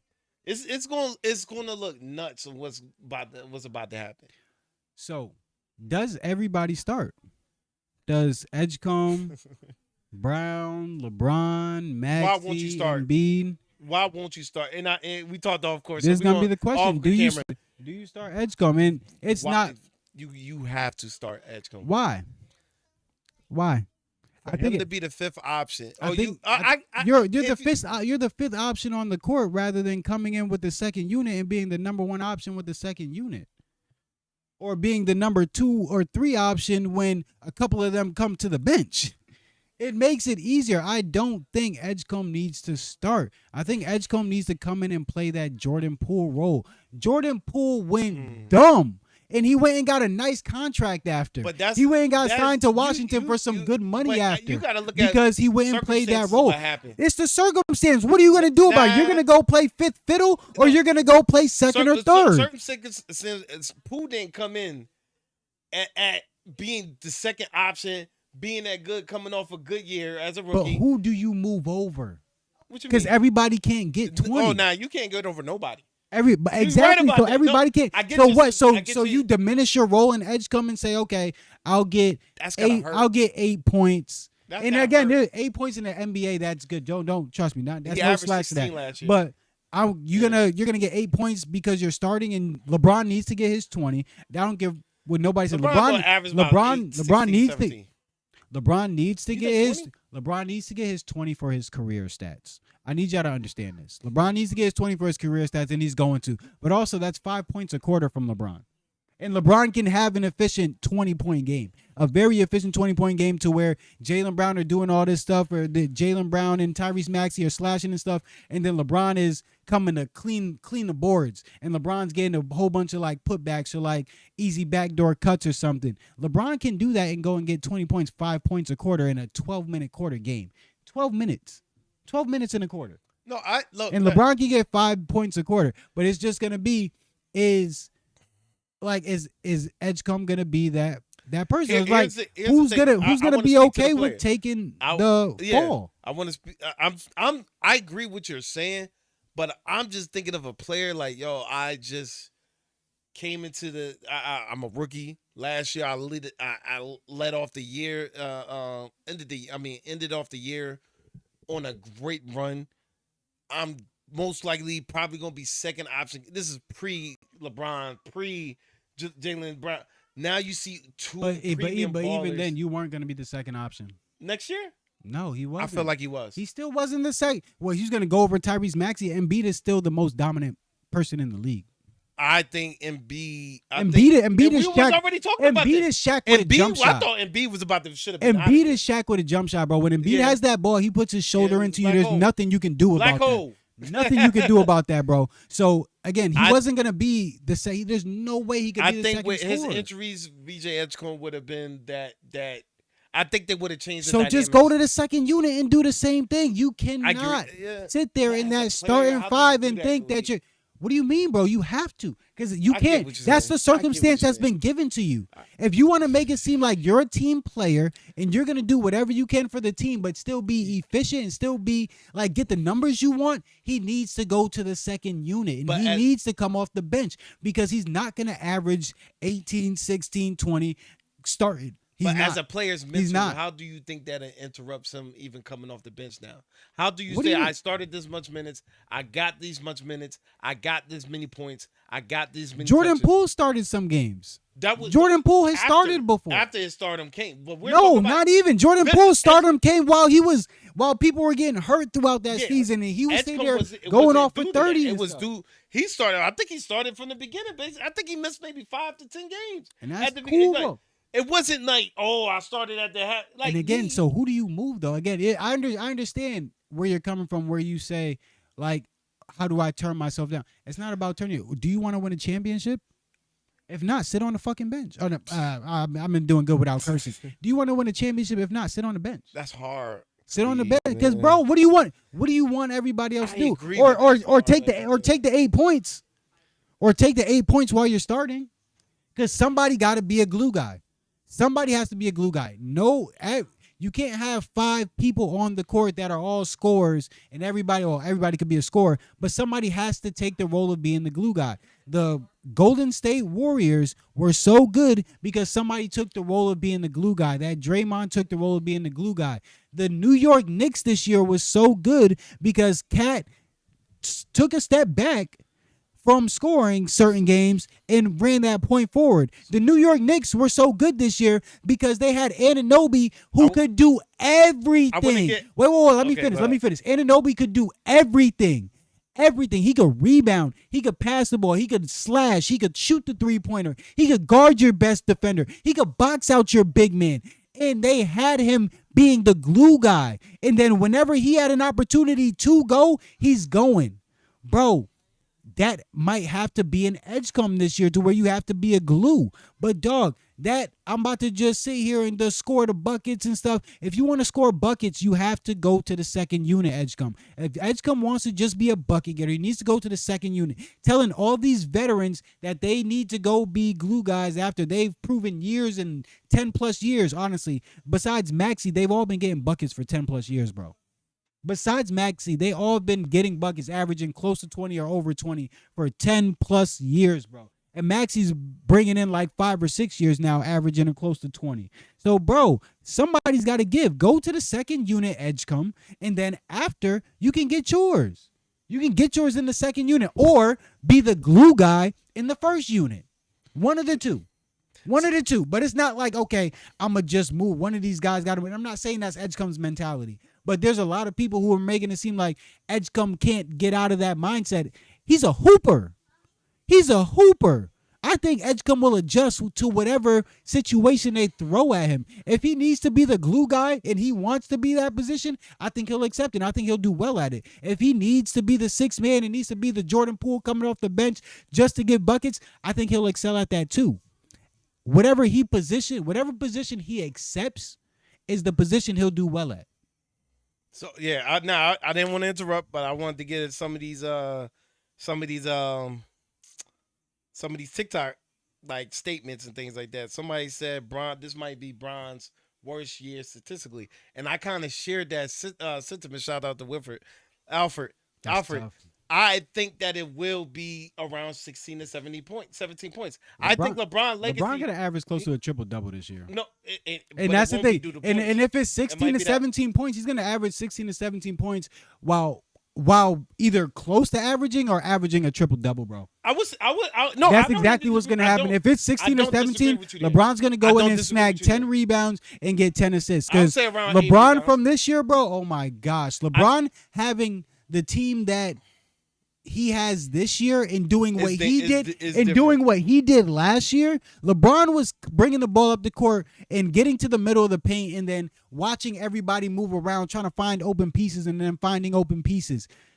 These players being able to play at an advantage because LeBron's coming in and taking up so much gravity. These other players are going to be able to play while the defense is at a disadvantage. They're going to be focused on LeBron. So now Jaylen Brown, Tyrese Maxey, all these guys are going to be able to get buckets even easier. That's more assists for LeBron, and then that's more shots going up from other people. That's going to be more chances for LeBron to get rebounds if he's not shooting a ball. So even if LeBron does average 16 points, 15 points, 17 points, he's going to either average a triple-double or close to a triple-double. And then even if he doesn't average like closer to a triple-double, he's going to average 20 points. Again, 20 points is just 5 points. I get you, but it's I don't 5 think points in a 12-minute quarter. 5 points in a 12-minute quarter for the greatest basketball player of all time. 5 points in a 12-minute quarter for the greatest basketball player of all time, or arguably one of the greatest basketball players of all time. I'll wager that he's either gonna do 20 or almost average a triple-double. I'll wager that, but I'm not gonna wager on the 20. I'm not gonna wager on the 20 because it's an either or for me. Because if he does average 60, they could win a championship. With that? No, we'll talk about that later. All right, yeah. I mean, NBA season. Yeah. But so I just think it's gonna be around 16-17. What do you think? So what do you think position wise the starting five would be? I just thought of something when you said. Are they putting JB at the 4? Yeah. No, I think LeBron should be at the 4. You just said they're putting LeBron at the point. Oh yeah, that's true. So what are we doing? What's this but offense you know going to be? NBA right now is like a positionless type vibes and everything else. So again, to be able to guard, yeah, JB got to be at the 4. I think even if LeBron does play the point like they let him bring the ball up, I think LeBron will still guard the 4. Even if LeBron runs the point on offense, I think LeBron will still guard the 4 on defense because the 4 is going to move around less, and LeBron has the strength to push the 4 out. You feel me? That's what I think. Yeah. But Here's what I was thinking when you said what you just said. To come off the bench now, you become the primary person, correct? This is the second year. Now you had Maxey and sometimes Embiid for you not to get as like double teams or hedges and everything else. Now you start to see these hedges. Now you start to see these double teams. But not does really that now does that create doubt? Does that create like uncertainty in a player to be like, I didn't see this last year. You don't really. Now I'm seeing things that I didn't need to see. You don't really see that those. I wasn't seeing. The only reason why he doesn't really see those is because their starting 5 is like they have, even if you take Edgecombe out, the 4 are studs, and they're not all 4 going to be off the court at the same time. At least one of them is going to be on the court with Edgecombe. I see. Okay, I see what you're saying. They'll sub out one or two, and then I don't know why leave one in, and then keep switching. But I doubt there'll ever be a time. You're right. If Edgecombe's coming off the bench, 1000% right. I think like I said, LeBron at the 1, 2 gonna definitely be Maxey. 3, I still want Edgecombe in there. I get what you're saying. I just want to see what that looks like. Now, if you're not, I don't mind. My thing is, I don't believe in if I'm players, if you're playing 1 out of every 4 games. Embiid? Yes, you're playing, and definitely no back-to-backs. You're playing 1 out of 4 games. That's it. Yeah, we need you strictly, and then by like the last 10 games, all right, or you gonna be on minute restriction. Mm-hmm. I need you on minute restriction. You need to play 20 to 25 minutes a game. I don't need nothing to happen to you until the playoffs start. So, that's why I say I feel like Edgecombe is going to be a hybrid number 4 because I don't want Embiid there. You said Edgecombe a hybrid number 4? Yeah. Like the power forward? No, a hybrid 4, like as far as like 4th option. Yeah, there you go. 4th option. I think because Embiid is, I don't want Embiid there. That's what my vision is. I don't want Embiid there every game. I need you there once every 4 games. But even then, so you go to the playoffs and then Edgecombe. And when Embiid is there every game, Edgecombe just doesn't score anymore? And that's why I said I want to test that out. What are you doing for? I want to test that out to be what like, are you doing for? How do you stay consistent? How do you stay consistent? How do you stay consistent with that? You have to start him first. Why? To see what it look like. Why? You have to see what that looks like. Why? I'm about to go look up the Sixers roster right now, but why? You have to. Unless you unless you're gonna get a D&3 guy, and he's that, and he's a 3-level scorer. They just picked up Dean Wade. I heard they just picked up Dean Wade, who is 3-and-D as well. So this is my starting 5. D Wade.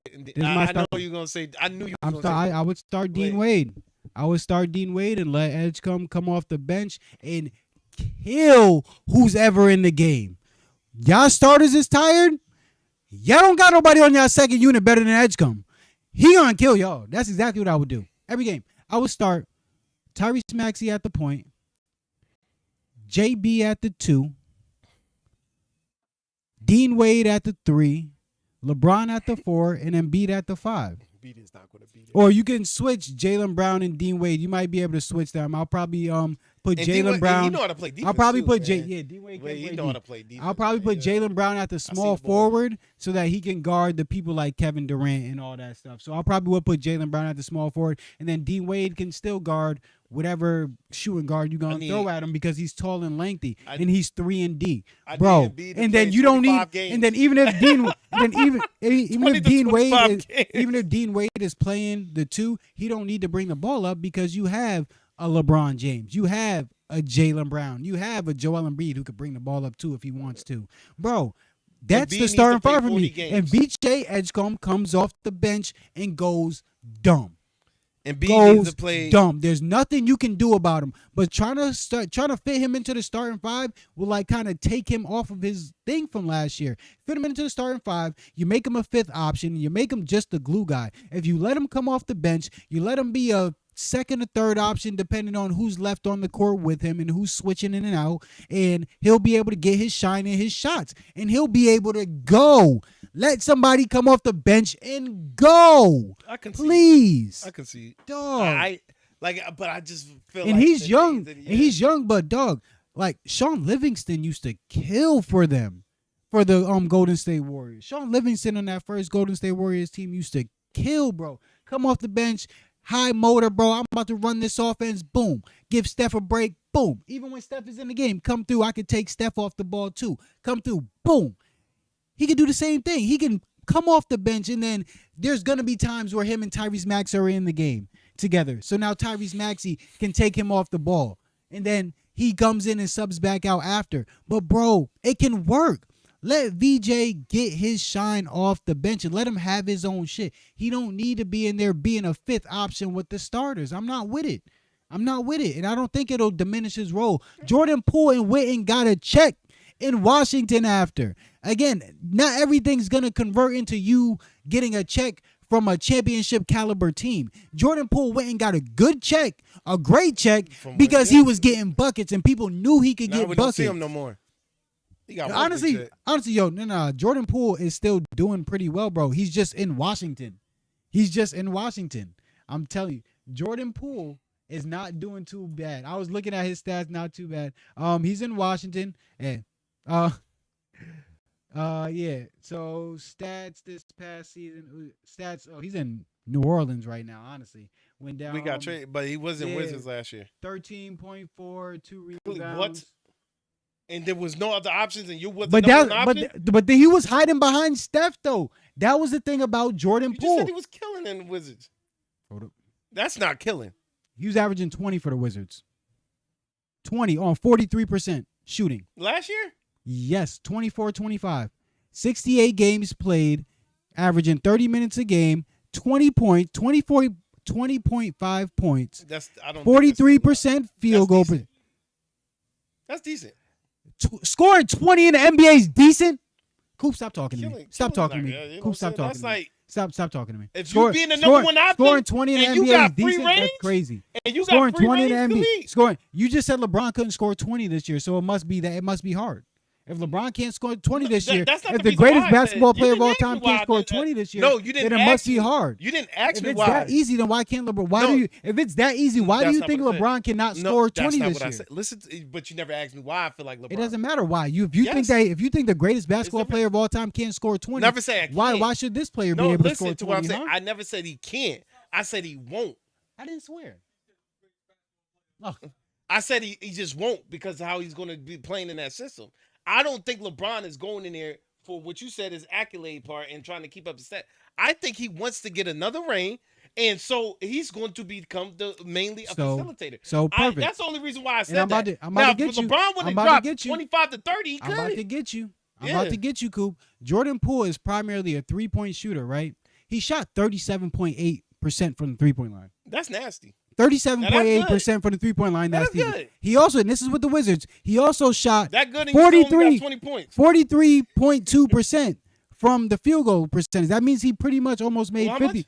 43.2. That's almost 45%. Close 45% is not too far. And you're mostly shooting three-point percentage. You're mostly shooting three-pointers. So most of your percentage is coming from this three. So that 37.8 is going to be more important. And honestly, 43% is still not bad. Here's what I'm trying to say. 20 points on 43%. If you are the only reason why I'm saying that is because if you're the number one option, you got free range.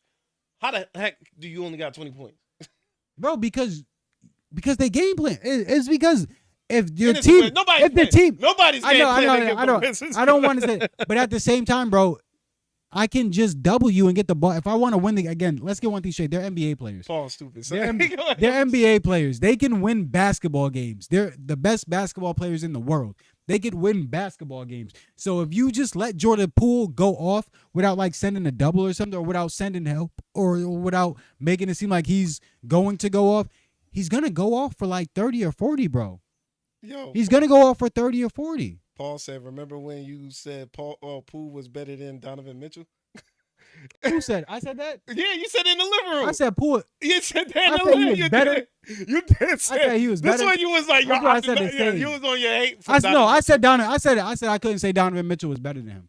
Oh, you okay? At that point in but time. that's still void. That's that point in basically you time. still saying it. What? Especially after whoa, don't make me bring up Donovan. Oh, P. what moment? Don't make me bring up Donovan, the scapegoat for James Harden this year, bro. James Harden has been the scapegoat for Donovan Mitchell this last playoff series. Pete, don't start with me. Nah, he was don't balling start though. with me. Donovan Mitchell was balling. Donovan Mitchell didn't do shit in the fourth quarter. Y'all was saying it. No. Let's get one thing straight. Y'all saying here blaming James Harden, somebody who's not supposed to be the primary scorer. Y'all blaming James Harden for this Cavs series when Donovan Mitchell went MIA every fourth quarter. But y'all blaming James Harden's defense? And if James Harden's defense was so bad, why didn't Donovan Mitchell go guard the guy? Huh? Hold on. Why ain't Donovan Mitchell go guard the guy? Hold on. Y'all don't want to hear that. Y'all better leave Donovan. Don't talk to me about Donovan Mitchell. Hold on. Don't talk to me about Donovan Mitchell. Hold on. I got respect for him. I do got respect for him. But nah, y'all just try to use it. Y'all try to use James Harden as his scapegoat. This year. Donovan Mitchell's like a Josh Allen. Donovan Mitchell's like a Josh Allen for y'all. Listen, y'all let him go and get buckets, and then whenever he poops the bed, I'm trying not to curse. Whenever he poops the bed, in the playoffs or when it's clutch time, then it's like, at least he got his buckets. At least he got his buckets. It's 31 Bro, points. what? In 31 points is trying to do everything. Yo, I watched the fourth quarter. I'm not forget the points. I watched the fourth quarter. Fourth quarter is not the end all be all. Yo, if you go missing in the fourth quarter while your team is close, that's on you. While Jalen Brunson is going off, Jalen Brunson's taking every shot, and you're sitting here MIA. I don't want to hear it. I don't want to hear it. He had 15 points in the last game. And how much did he have in the last 5 minutes? That's what I'm talking about. That game? Yo, the game was close. Listen to me. The game was close. Jalen Brunson was getting buckets, putting up shots. Even if he was missing, he was putting up the shots. Donovan Mitchell was MIA. I don't think so. Donovan Mitchell was no. Did you watch the game? Yes, we won't watch bro. All that. No, Donovan Mitchell was not putting up shots, bro. I disagree. He was not putting up shots like that, bro. I'm telling you. Donovan Mitchell was MIA 29 this playoff. points the first game, bro. Go 2 quarters. Stop telling me about the game. Stop telling me about the game. Stop telling me about the game. I'm talking about the fourth quarter. The game's close. The game's close. Yes, it does. Stop talking. Yes, it does. If the game's close and it's the fourth quarter and your star is getting buckets and putting up shots and the other star is not, what is happening? I was watching the game too. Donovan Mitchell was not killing. Not in the fourth like that. Not like Jalen Brunson was. He was shying away from the ball. He was shying away. He was shying away from the ball. Everybody loses. No. Everybody loses. No. I'm not talking about how he was scoring. I'm talking about the fact that Jalen Brunson had the ball in his hands and was putting up shots, and the ball was going through him, and he was doing what he had to do. Donovan Mitchell shied away from the ball. We're gonna need. I'm gonna in do the fourth quarter. Donovan Mitchell shied away from the ball. I'm gonna do the deep diving on the fourth quarter. We're gonna come back to this, please, because I disagree with you. Please, when you said Donovan all those Mitchell players, shied away. especially the first couple games too. When it was maybe the fourth game he did something, but the first couple games, bro. Donovan Mitchell was MIA. When y'all was sitting there focused on, I watched the game. The game. Please stop talking. Please stop talking. You're not answering the question, though. Yo, let me finish. The game where James Harden, the first game where y'all was talking about James Harden was getting killed. First game y'all was talking about James Harden was getting killed. I literally watched every offensive possession. Donovan Mitchell come down in that fourth quarter while James Harden was getting cooked every possession.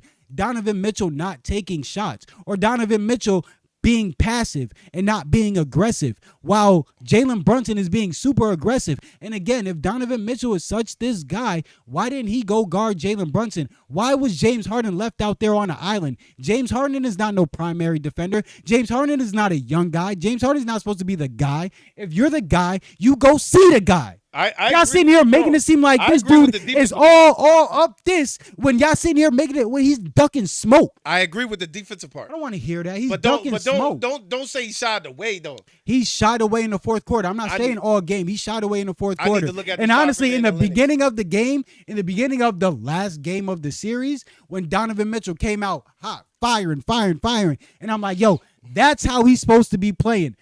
Too little, too late. But you can't blame James Harden for that.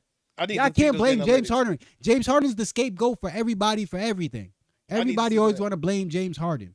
It's not his fault. Donovan Mitchell went MIA I need in to the look fourth at quarter. those He data had points. good averages in the beginning of the game and throughout the game. Fourth quarter, he didn't want the ball. His stats were already done with. He was good. He didn't want to make it seem like it was his fault for losing.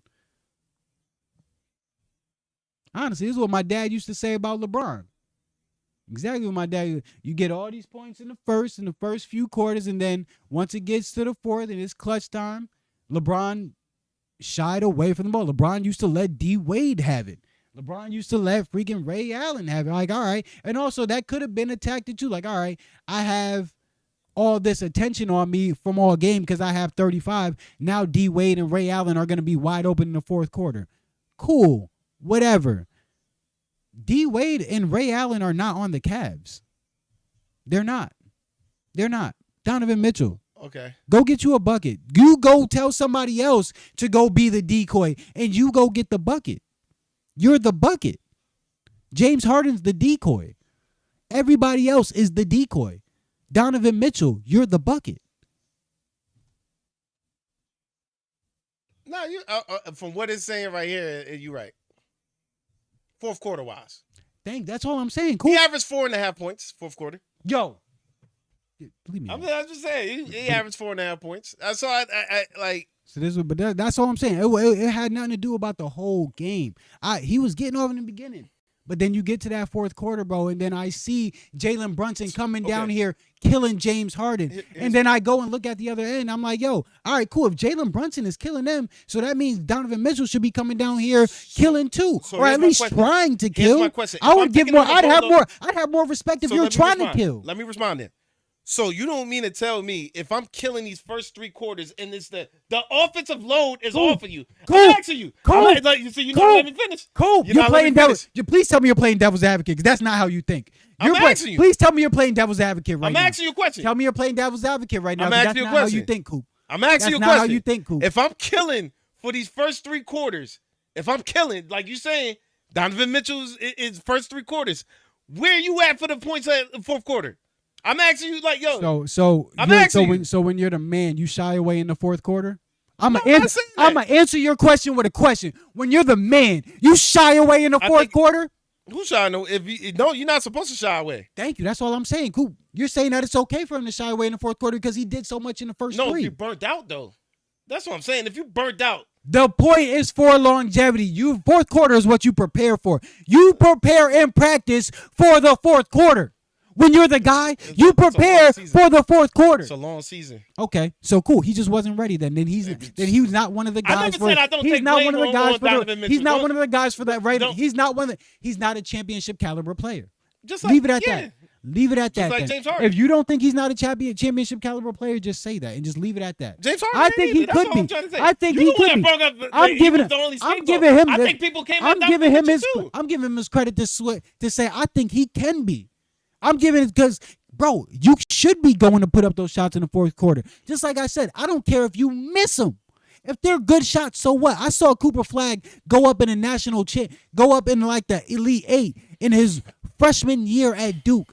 Went up and took a shot that I thought it was a great shot, and he just missed it. So what? So what? He didn't shy away from the moment. He took the shot. He knew that everybody was counting on him to take the shot, and he had a good percentage of making that shot. And that's a shot that he makes often, and he took it. So what? That's a good thing. You're going to miss sometimes. Anybody only says it's a bad thing after you miss. But once it's in the air, they're not going to say it's a bad shot, Donovan Mitchell. That's what I'm saying. It's not to say that you can't be tired, but yo, you're the guy. You're the guy, and you don't have a D Wade around you. James Harden is not, at this age, James Harden is not what D Wade was to LeBron. Here's what I'm trying to say. You don't have no Ray Allen neither. My sentiment. You don't got no Ray Allen. I don't think James Harden was the only scapegoat. Donovan Mitchell got killed too. That's what I'm saying when you said that. No, he didn't. Donovan Mitchell, yo, bro, I really felt, Donovan Mitchell did not even get talked about in these playoffs, bro. I've seen it was just talking about the fact that he had 30 and everybody else was talking about James Harden getting his tail bust. That's all they was talking about. The defense, The defense was horrendous. The defense was horrendous. All right, The defense was horrendous. We stayed on that for a long time. The defense was horrendous. All right, we had to get some hype stuff in. You just say you hate Donovan Mitchell. I don't. I genuinely am a fan of Donovan Mitchell. But again, it's like the Josh Allen thing. Y'all can't just say this person does well, and then when you guys critique other people at this time during the game, this person doesn't get to get critiqued at this time during the game. Last year they critiqued him. Now it's just I can't say they did because I didn't see it. Because he got kicked out of the playoffs last year. I didn't see it. Yeah, the James Harden. Well, who got critiqued? Donovan Mitchell last year. The year before that. The year before that. Okay. Yeah, when he did get critiqued, and that's why people say, "Yo, you don't have any excuses now." When James Harden came, that's what a lot of So I feel like that's why I say I seen it. But James Harden, it just looked bad on James Harden. But I feel like that was I feel like that was the point it looked though. Bad, I man. feel like bringing in James Harden was the point to create a scapegoat. It was like, okay, Donovan Mitchell might be getting a little bit of blame. Let's bring in somebody to make it their fault. That's what it seemed like to me. Because shoot, Donovan we're talking in the playoffs against the Knicks. Donovan Mitchell is supposed to have been the guy. Because he had been the guy. And let's get one thing straight. Donovan Mitchell when has Donovan Mitchell ever had a bad team? Can you let me know? His last year at Jazz. His last year in the Jazz? So cool. 1 year? Donovan Mitchell has had a bad team? Paul just sent me saying Donovan Mitchell led the NBA this year in 4 okay, no. Let's talk about the playoffs. We're talking about the playoffs. Talk about the playoffs, P. See, you try to bring up the stuff for your argument specifically. We're talking about the playoffs. Coop even brought up 4.5 points. 4.5 points. 4.5 points, P. For that series. Whatever camera you want me to look at, 4.5 points, P. For that series. Come on now. I'm not with it. For that series. Donovan Mitchell has genuinely had a good basketball team his whole career. Say last year in the Jazz, he didn't have a good team, whatever. Besides that, he's had a good team. Not that great. We can't keep saying that. Barrett, yo, bro, y'all gotta stop. Y'all gotta stop saying this because you guys can't name 10 centers that are better than Gobert or who do more for their team than Gobert. You can't name 10.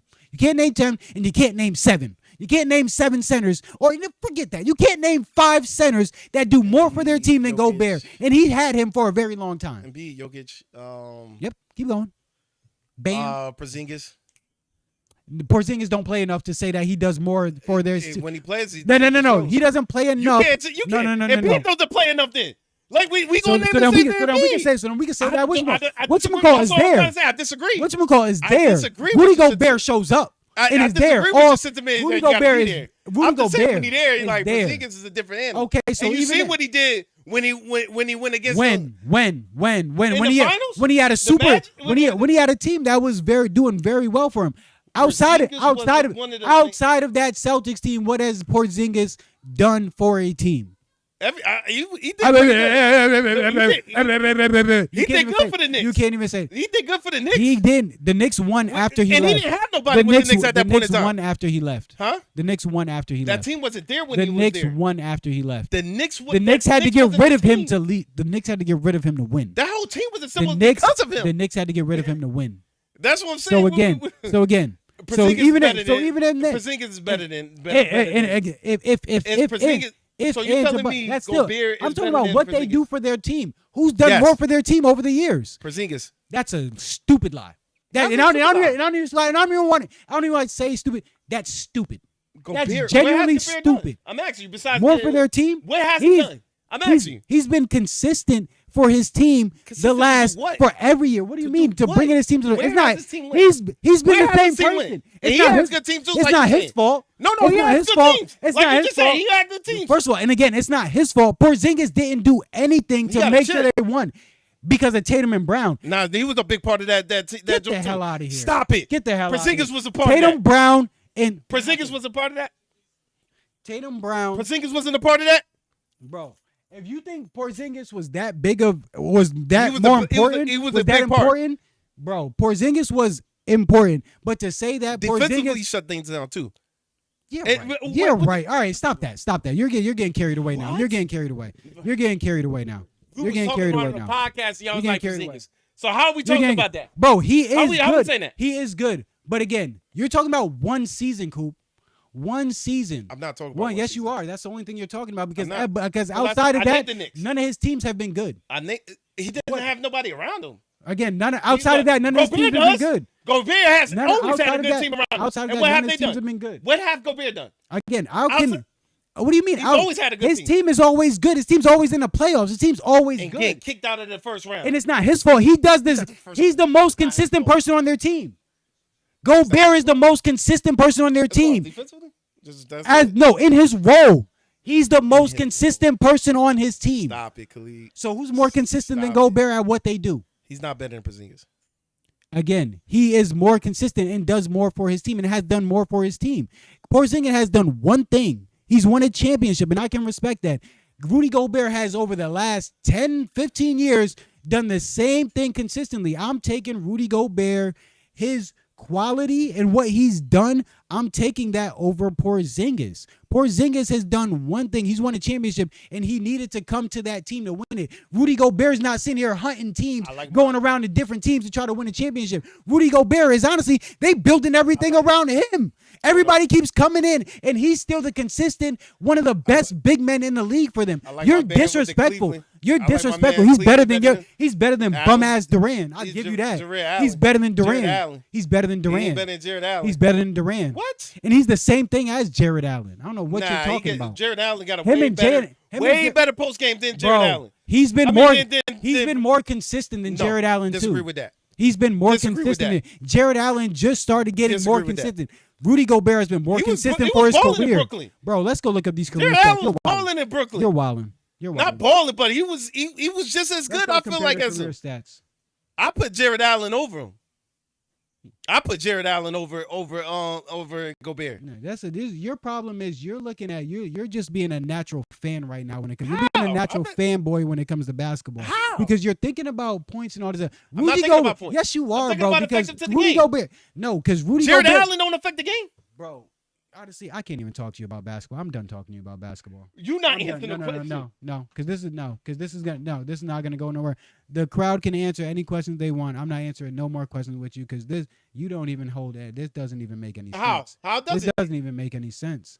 You're gonna tell me a Porzingis doing one thing for his team is more than Rudy Gobert averaging freaking what he averaged and then actually being and showing up every day. Showing up that is don't not- make no th- sense. th- th- Showing that's up what I'm every saying. day. They don't even get to You where they agree? are So if he question, doesn't show up. Did you agree? They don't with me even with get to Embiid? where they are if he don't Did show you up. agree? You agree with me? when It's I the said same Embiid? thing with Embiid. He's That's more what I said, you important. agree, He's though. more important than Embiid too. No, I don't agree with you with Embiid. I said agree. yeah. You I said agree yeah with when I said Cassius. that. I agree with Cassius for Embiid. I agree with Cassius for Embiid because you have to show up. Embiid's the most dominant big man in the league and has no championships. Why? Because he doesn't play. That means he's not that important. Exactly what I mean. You said That's name my. five That's big men. that's where I'm I was ending it. naming 5 big men. Five centers. And I said Five Embiid. centers. And I said Embiid. And you said yeah. And So what are you talking about? and it's different because Embiid's team is focal around him. Porzingis is never the best player. Whereas Porzingis was like the fourth best. Gobert is never the best player. And that's fine, but he's consistently who he is. And he's consistently the best big for their team, no matter what. And he shows up. He shows up. I don't. I got you. I got you. It's all good. Porzingis career stats.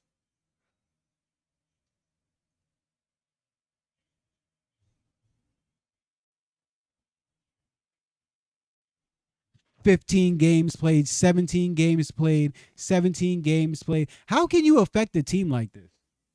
I said better. You can't be better than me if you're not playing. You're not better than me if you're not playing. We said better. If you're not playing, you're not better than me. If you're not playing, you're not. Like How can you show that if you're that's better the than me? case, you gotta- How can you you show that you're better than me if you're not playing? That's what I'm saying. I'm just saying better. How can you We show? just said we didn't say. And then we won. and then he's definitely not didn't- better we than didn't him say- over we the didn't- last 2 seasons, especially. Yo, he's played 30 games in the last 2. He's played 32 games in the last 2 years. You're talking about him being a top 5 center? Cool. That does not make sense. No. You cannot be a top 5 center playing 30 games in the last 2 years. No, I'm not with that. Hold on. I'm not with that. Hold on.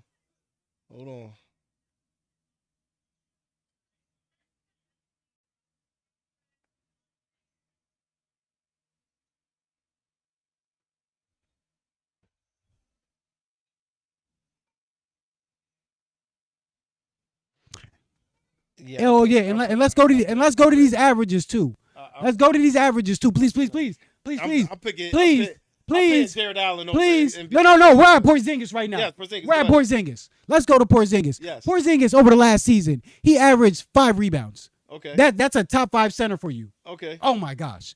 The season before that, he averaged again 5 rebounds. That's a top 5 center for you. Please stop talking. Okay, go ahead. The season before that, he averaged 6.8 rebounds. Okay. A little bit better, but he had a Celtics team. Those are good Celtics teams. Where's the points at? You talking about rebounds? I don't get. First of all, he's your center. Where's the points at too? He's the biggest person on the floor not getting rebounds. Where's the points at? He's the biggest person on the floor. I don't care about the points. 16 points, 17 points. If you're dropping points, if you're the focal, just like you said, if you're the focal option, what'd you say? If you're the focal option, it's easy to get 20, right?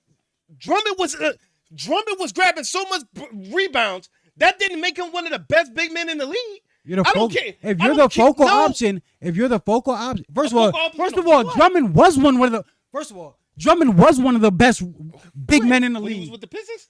He wasn't? No, I've been said that. Cool. Honestly, because you care about stuff for your team. Cool. Drummond was averaging 20 and 10 for y'all.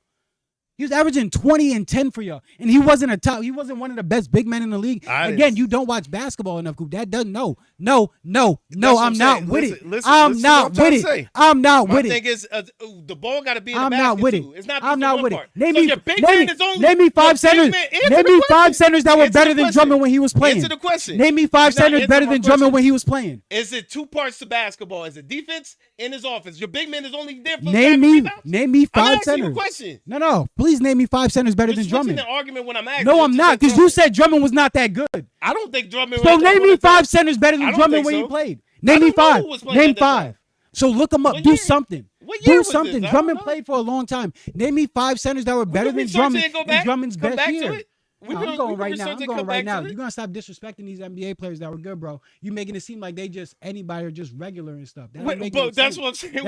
That's ignorance. That's ignorance. How's that ignorance? That's ignorance, because you're making it seem like, bro, they just anybody just doing anything like shit's just regular. That's ignorance, Coop. My question to you is, you keep naming Rudy Gobert as a top 5 big man. I am asking you. I don't know. I didn't say bad. I said center. Center. I said center. Okay, center. I named you 3 centers, and you trying to back off for 2. Porzingis, you can't name Porzingis. Why can't I name Porzingis? He played 32 games in the last season, and he's averaging 5 rebounds. Cool, let's go to the. No. We need to get a beat out there. That's what I'm trying to say. Let's go to the restroom. We need to get a beat out of here. Let's go to Embiid then. Let's go to Embiid stats for the last season, because we about to get this too. Even Embiid, 20 and shoot. 26 points. That's the difference, too. 26 points and then 7.7 rebounds. Okay. He's not averaging 10 rebounds, but he's averaging 30.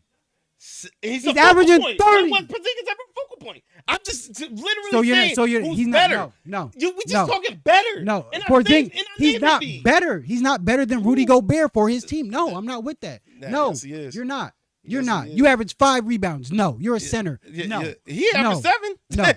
Exactly. He averaged 7 and he averaged 30. He averaged 30 points, though. He's a focal point. He averaged 30 points, though. He is a focal point. He averaged 30 points, He is a focal point. I'm not with that. He's a focal point. I'm not with that. Nope. That's what you talking about their a focal team, point. For their He's number team. 1, best 2 Rudy Gobert, last 2 seasons in a row, averaging 11 and 10. And honestly, he's averaging a double-double. Whatchamacallit's not averaging a double. Porzingis not averaging a double-double. But look at the points. Porzingis not averaging a double-double. I just said better. He's not better. I think he's better. He's not. I think. Hey, you guys tell me this. Who's better and more productive for the last some odd years? Don't add productive. I said better. No, you got it. You have to better. How can you be better? How can you be? So what? You're gonna. So what are you measuring it up? So what are you measuring it up against? I have to just go out and lace up when the NBA's not playing. Porzingis is better when the NBA's not playing. Is that what you're saying? No, I'm saying when he step on that court, he's better than Gobert. When he step, if he does. So that's what I'm saying. If you're gonna say that, you got to say that for Embiid. That's all I'm trying to say. If you're gonna name the argument with Porzingis, you got to name the same thing with Embiid. Embiid played 38 games last year. That's less than half of the games. Embiid played more games than less. Bro, That's less than half of the game. He That's still less. played more games than You him. played 40% of You're, the games. bro. Khalid? Again, you're Stop it, sitting here Khalid. trying to vouch for 40%. Porzingis. You're vouching for Porzingis at Your 32 statement, games. 40%. 32 games, shooting under. Again, you're a center right next to the rim, and you're shooting under 50%. Woo. You're a center. Porzingis, you're a center Porzingis right is next not to the underneath rim. the paint. You know Again, that. you're a center, though. You're not that. You're a center, though. Porzingis doesn't play You're a like center, that. though. So show me a 3-point percentage. Show me He's a shooter, right? He Show a me shooter. Embiid. No, listen to me. He a Show me shooter, right? Embiid. Porzingis a shooter, right? Show me He a shooter, right? mid-range. I He a like shooter, his right? Porzingis a shooter, right? 3-point percentage, 31%. Show me Embiid. 31%. Under the paint. Embiid's what? Under the paint? Yeah, they not under the paint. We all know he's not under the paint. 50%. 50%.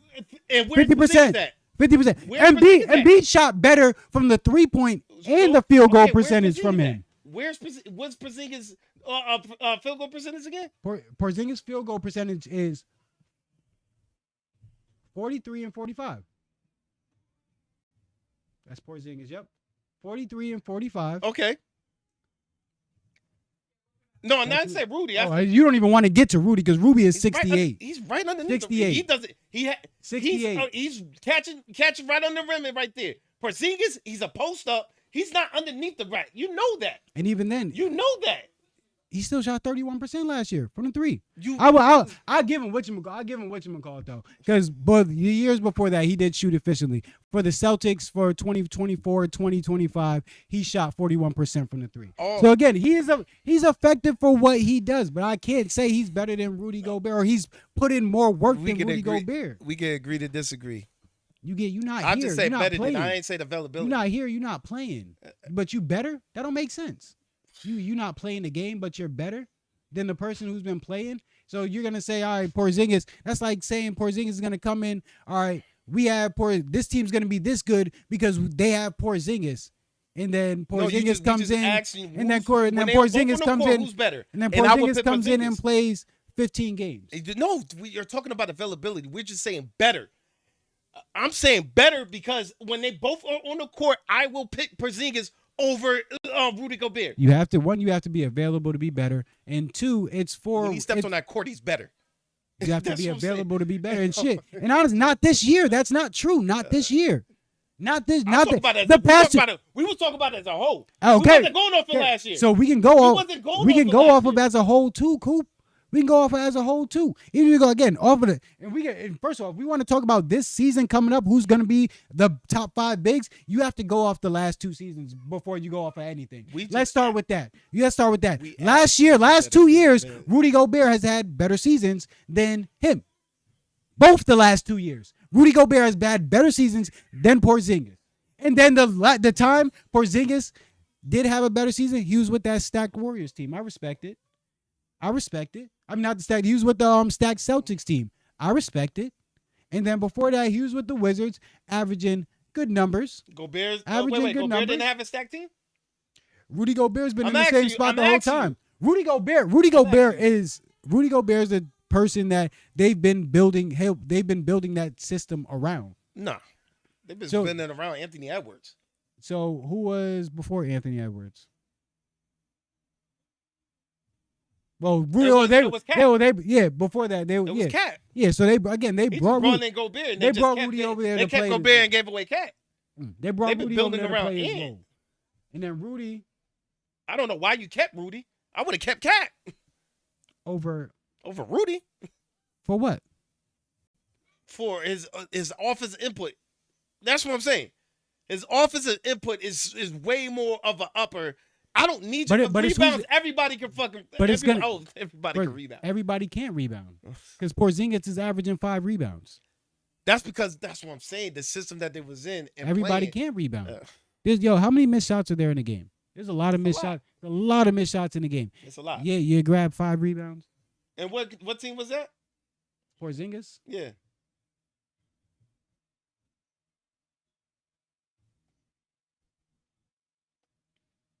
That was the Warriors and the Hawks. And then for the Celtics, he averaged 6.8 and 7.2. And then for the Wizards, he was up towards 8. I'm still picking Porzingis over the Rubik. You can again. You hate and you have a problem with bigs who don't try to score or bigs who just do their job. And I don't understand that because honestly, you're going with just today's day and age and how today's day and age moves forward. But bigs who do their job are valuable, and I feel like I think you're discrediting bigs that do their job. A person comes in having 20 and 10, you say they're bad. We're gonna go back to Drummond real quick too. No, we're gonna go back to Drummond. Go to Jokic. We'll go to Jokic. Right quick. I know he's a triple-double machine, but this is a person that can this. Yes, you're right. In the system on which the NBA is moving to, Rudy Gobert is stuck in that system of being that rebounder, kicking the ball out. Maybe that's what they needed in that system. Bro, that's what they need. Yeah, maybe that's what they. Who's to say that though? They who's to say that? Like you need to be some. That was Mitchell. Huh? That was Mitchell this year. What? That was Mitchell Robinson this year. He was coming off the bench. But either way, he played big minutes, and he played throughout the fourth quarter. I don't care about coming off the bench in the beginning. Mitchell, he played big minutes in the fourth quarter. He did. Mitchell, yes. But you're talking about somebody who plays the same type of game as Rudy Gobert. And Rudy Gobert is more available and doing well. Mitchell just got picked up by the Celtics because they were seen as such a high asset, and Rudy Gobert does the same thing as him, except he's more available, and he's been doing it for longer. He's a liability at what? When you get to the count. So is Mitchell. No, that's what I'm saying. So is Mitchell. That's what I'm speaking to. So if you're that big of a liability, that's what I'm saying. I can't. Me in the system, I gotta look at you like, yo, I know what you're capable of. I see what you could do. Porzingis is a liability when it comes to defense. No, he's not. What? Yo, bro. First of all, if you have a big that is strong, put their shoulder in Porzingis' chest. It's quiet for him. I'm saying Porzingis might be able to guard like out on the perimeter. He can defend you, but Porzingis, and honestly, even then, he'd have to guard a big out on the perimeter. Porzingis is not this huge, freaking best tough defender, bro. He's tall as hell and he can meet you at the rim, but he's not very good laterally. He got bailed out by the fact that the Celtics team was really that good that year and was really that good defensively. Celtics team was really that good defensively. And Tatum's 6'11". Tatum can guard a center and be able to move, and they can rotate, and he can guard a center for a couple plays to where Porzingis doesn't have to feel like he has to be in the trenches with this center all the time. And Jaylen Brown can go and sit there and guard 1 through 5 too. Jaylen Brown can be on a center for a couple possessions. Okay. Porzingis was bailed out from not having to play defense because he had so many other good defenders on his team. We talk about his career, right? So I've looked up defensive ratings, right? They said elite defensive rating is usually a 108. He's sitting right at a 108 at his defensive year. We're about to go. I'm actually. I'm just. Stop. So you're about to just. You have no argument, so you're just gonna start trying to find any. No, you've never looked up defensive ratings before, bro. You've never looked up defensive ratings for it to try to bring it down. Who brings defensive ratings into an argument, bro? That's no. Because you're saying he's not that good at defensive. So I have to bring up something with his defensive share, right? Bro, right or wrong? Right? But my question, right or wrong? So I have to go by the stats of what they show and what I've seen. Porzingis was not like that's what I'm saying. You got it, cool. I'm done with this argument. You got it, cool. You just brought in random ass defensive rating into this. Come on now. Where else to go with that, Khalid? I'm asking you because you didn't watch him play, bro. So you have to go to there. And I respect. You want to tell me what I watched? You got to analyze. So why would I name Porzingis? You got to analyze. I'm asking you. Why would I? Nope. You got it. No, my question is why out of anybody I would name Porzingis? You got it. I'm asking you. You got it. I'm asking you, Khalid. Why out of anybody I name Porzingis? Nope. You got it. You're not answering the question. You brought up the stats. You brought up the analytics. You got it. We'll leave it there. No, you're not answering the question because you're saying I didn't watch. We'll so why would I name Porzingis out of everybody? Because he was on a championship team that we watched as a pod. First of all, that was 2 years ago. Why would I name Porzingis? And he didn't play last year. Really? So why would I name Porzingis? So again, if you was really watching him, you would know that he ain't played the last 2 seasons. So why are you naming him? He hasn't done nothing.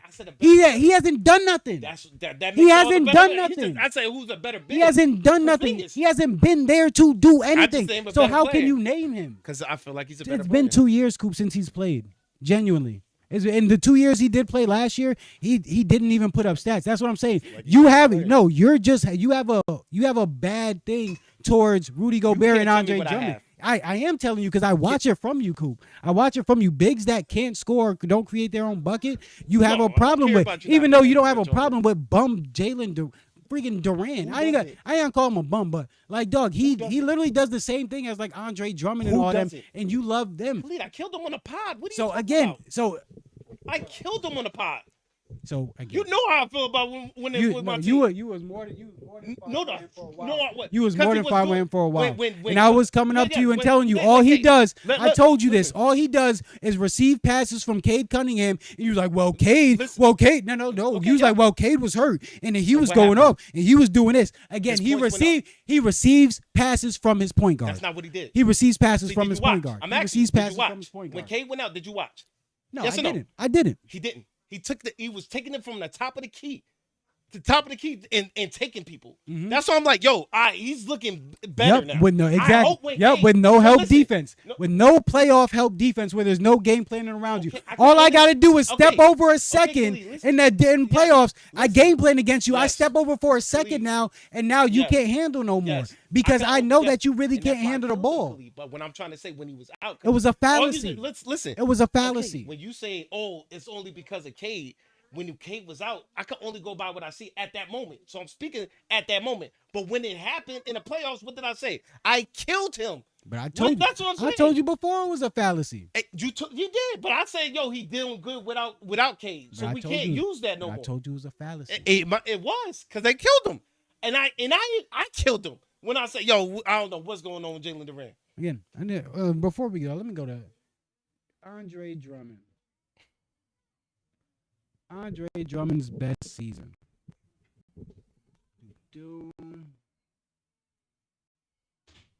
Andre Drummond's best season, he was averaging 15 points per game and 16 rebounds per game.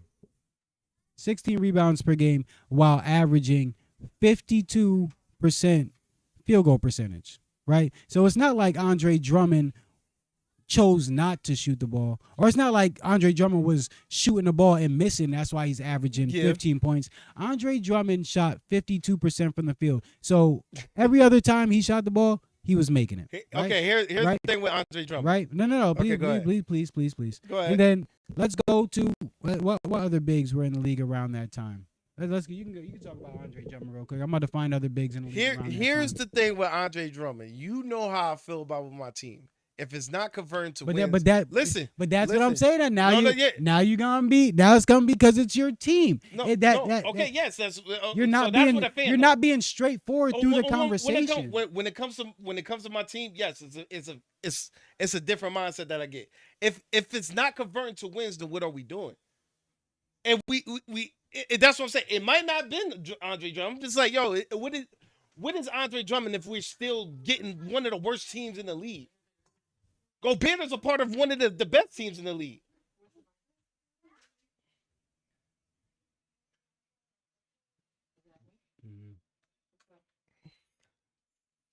That's all I'm trying to do.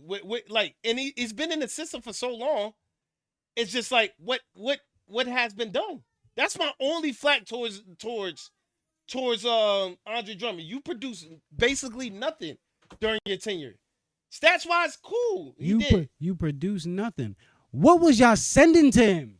Who did y'all have in Detroit? Who? No. Who did y'all have in Detroit? How do you blame Drummond when y'all didn't have nobody? It can't be a combination if you're not sending nobody to him. It can't be a combination. You cannot win a championship by yourself.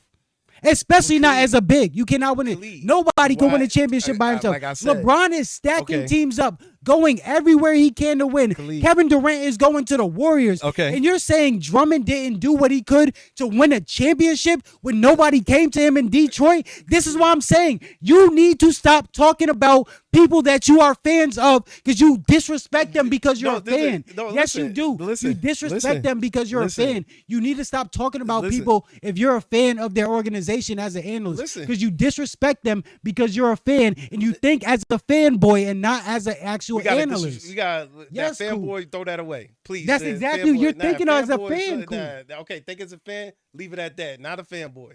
Not a fanboy. So what's the difference? Look up fanboy. I'm not infatuated with the Pistons. I'm not a. Cool. I'm Yes, not a, you are. You are a Pistons fan. I'm a Pistons you fan, die not hard infatuated. Pistons. I'm infatuation is something. You are a diehard Pistons, just like you are for the Packers, bro. Infatuation, Just like you are for the Packers, bro. fanboy is something different. Coop, you That's are a little infatuated. disrespectful term. Yo, Coop. Fanboy The is way, a no, different I got term. the way they are going is the way your mood is going. When they're losing, your mood is fucked up. No, That with means the yes, Pistons? yes. No, it wasn't. With both of them, the Pistons and the Packers, whatchamacallit. yeah. So you're a fanboy for the Packers? I'm not a fanboy of nobody. You just said it has to do. What'd you say it was? I'm not a fanboy. What'd you just say it 'Cause was? if I was a No, fan- you're just No, taking. no, No, listen, you're listen, taking. You're taking the. listen, No, you're listen, taking the negative. listen, No, listen, you're taking listen. the connotation of it. You're taking the. Connotation is yeah. Because if I was a fanboy, I would have never dropped the NFL. Fanboy is an obsessive male fan. You're an obsessive male fan. No, I'm not. Yes, you are. If I was obsessive, You're obsessive. You're am I obsessive about because the they're Pistons? move. I'm asking you. If your No, I'm team, not. if your With the team Pistons, and no, what I'm they're, not. if your team and what they're doing can Mm-hmm. ruin your mood and all that shit, you're a fanboy. No. That means you're obsessive. You're If I- watching if- okay. everything they do, everything they With do. a- Yes. with a It's, abs- again, I'm it's not- no. I'm answering the It's question. not I'm answering your disrespect. question. But you're I taking am the gonna negative answer- connotation and I'm because answering your fanboy has a question. negative connotation. I'm gonna answer your Or question. fanboy has a I ain't soft. gonna- No, yes. Fanboy has a soft connotation, so I- you're mad at that. I point. know, no. But Answer the the question. actual definition of a fanboy Is is an obsessive- obsessive male fan. Okay. You're an obsessive male fan. Would an obsessive man fan will drop the NFL? Oh, if I'm so obsessive with it, Cool. would drop the You were still with the Packers even after you dropped the NFL. didn't Then you watch went it. back to watching the NFL. and I watch all the games, so it's not like I'm only watching the Packers. Even if you And even obsessive when like this even when fan. you weren't watching the NFL, you were still a Packers fan. I'm a Packers fan. So again, so that makes you obsessive. That doesn't Even make if you obsessive. even if there's no system, That you're still a doesn't make fan you of them. obsessive. That's like me when you Bro. dropped the not saying care about the Cowboys. I didn't never see. I don't think obsessive is the point of. Okay, let's obsessive is like yo. let's look up the definition of obsessive now. Okay. What is the I definition feel like of obsessive obsessive? you can't live without. I feel like obsessive means you can't live without. That's what I feel like. Thinking about something or someone too much all the time or in a way that is not normal. If a football team, Obsessive. Okay. again, if No. a team if something that has nothing to do with you, generally does not and cannot affect your daily life, can throw off your whole day, mood, all that shit, No, it and then you're all, and then doesn't. you're.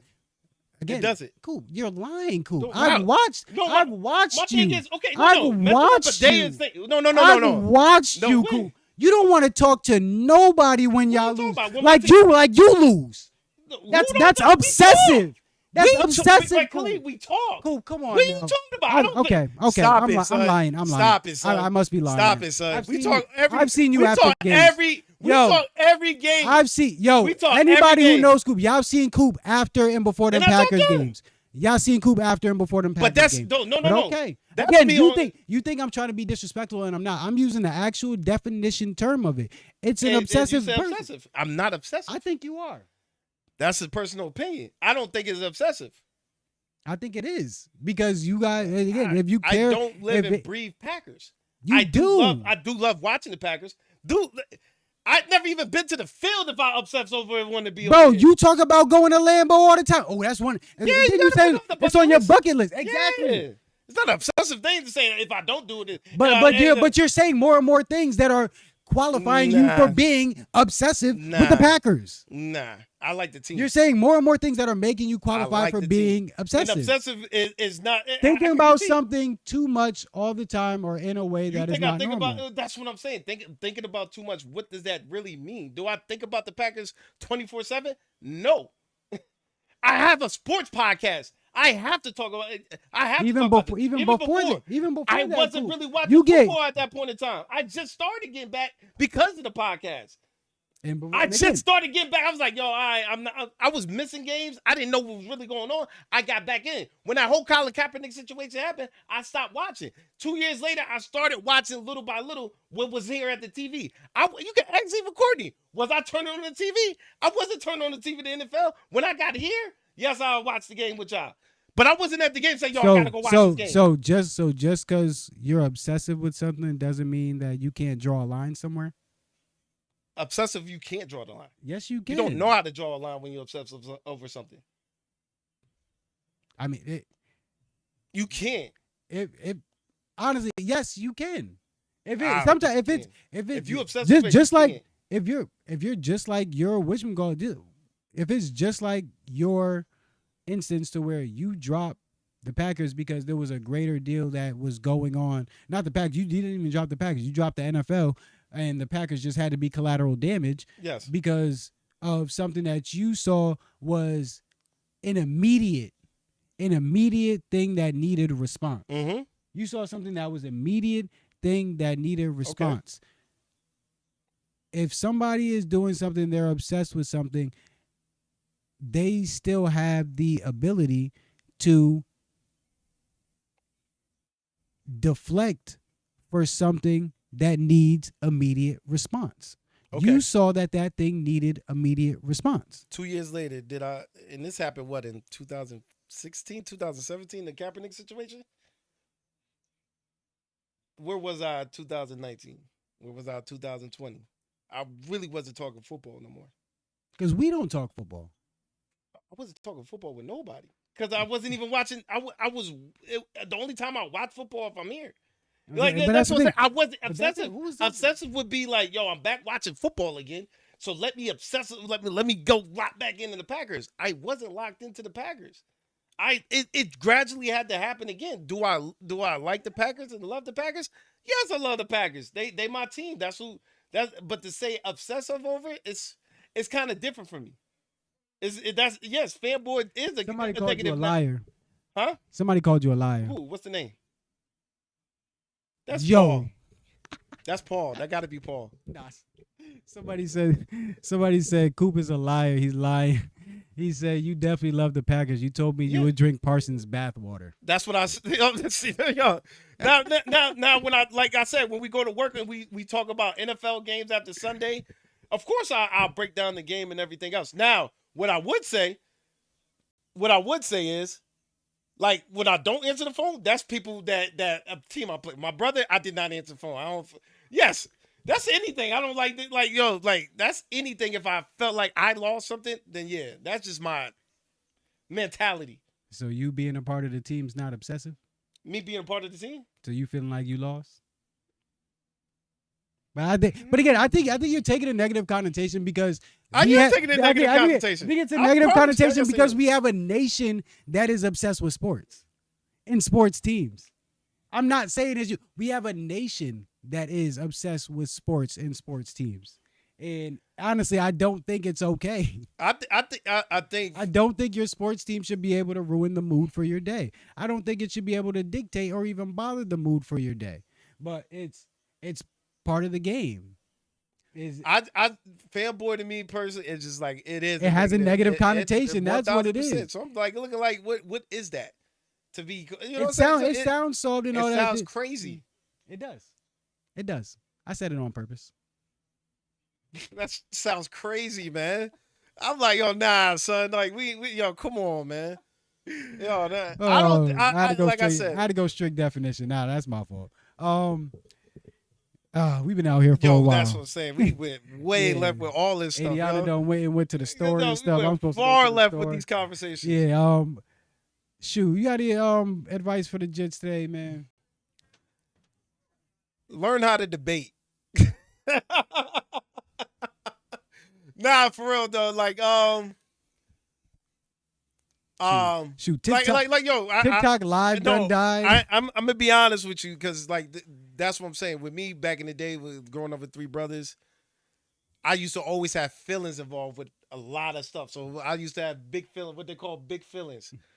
So doing the podcast now allowed me to learn how to basically try to gauge that and try to suppress the feeling part, but be able to argument. So I'm able to argue still, but be able to suppress the feeling part of it. So learn how to get your point across, learn how to debate, learn how to disagree too also.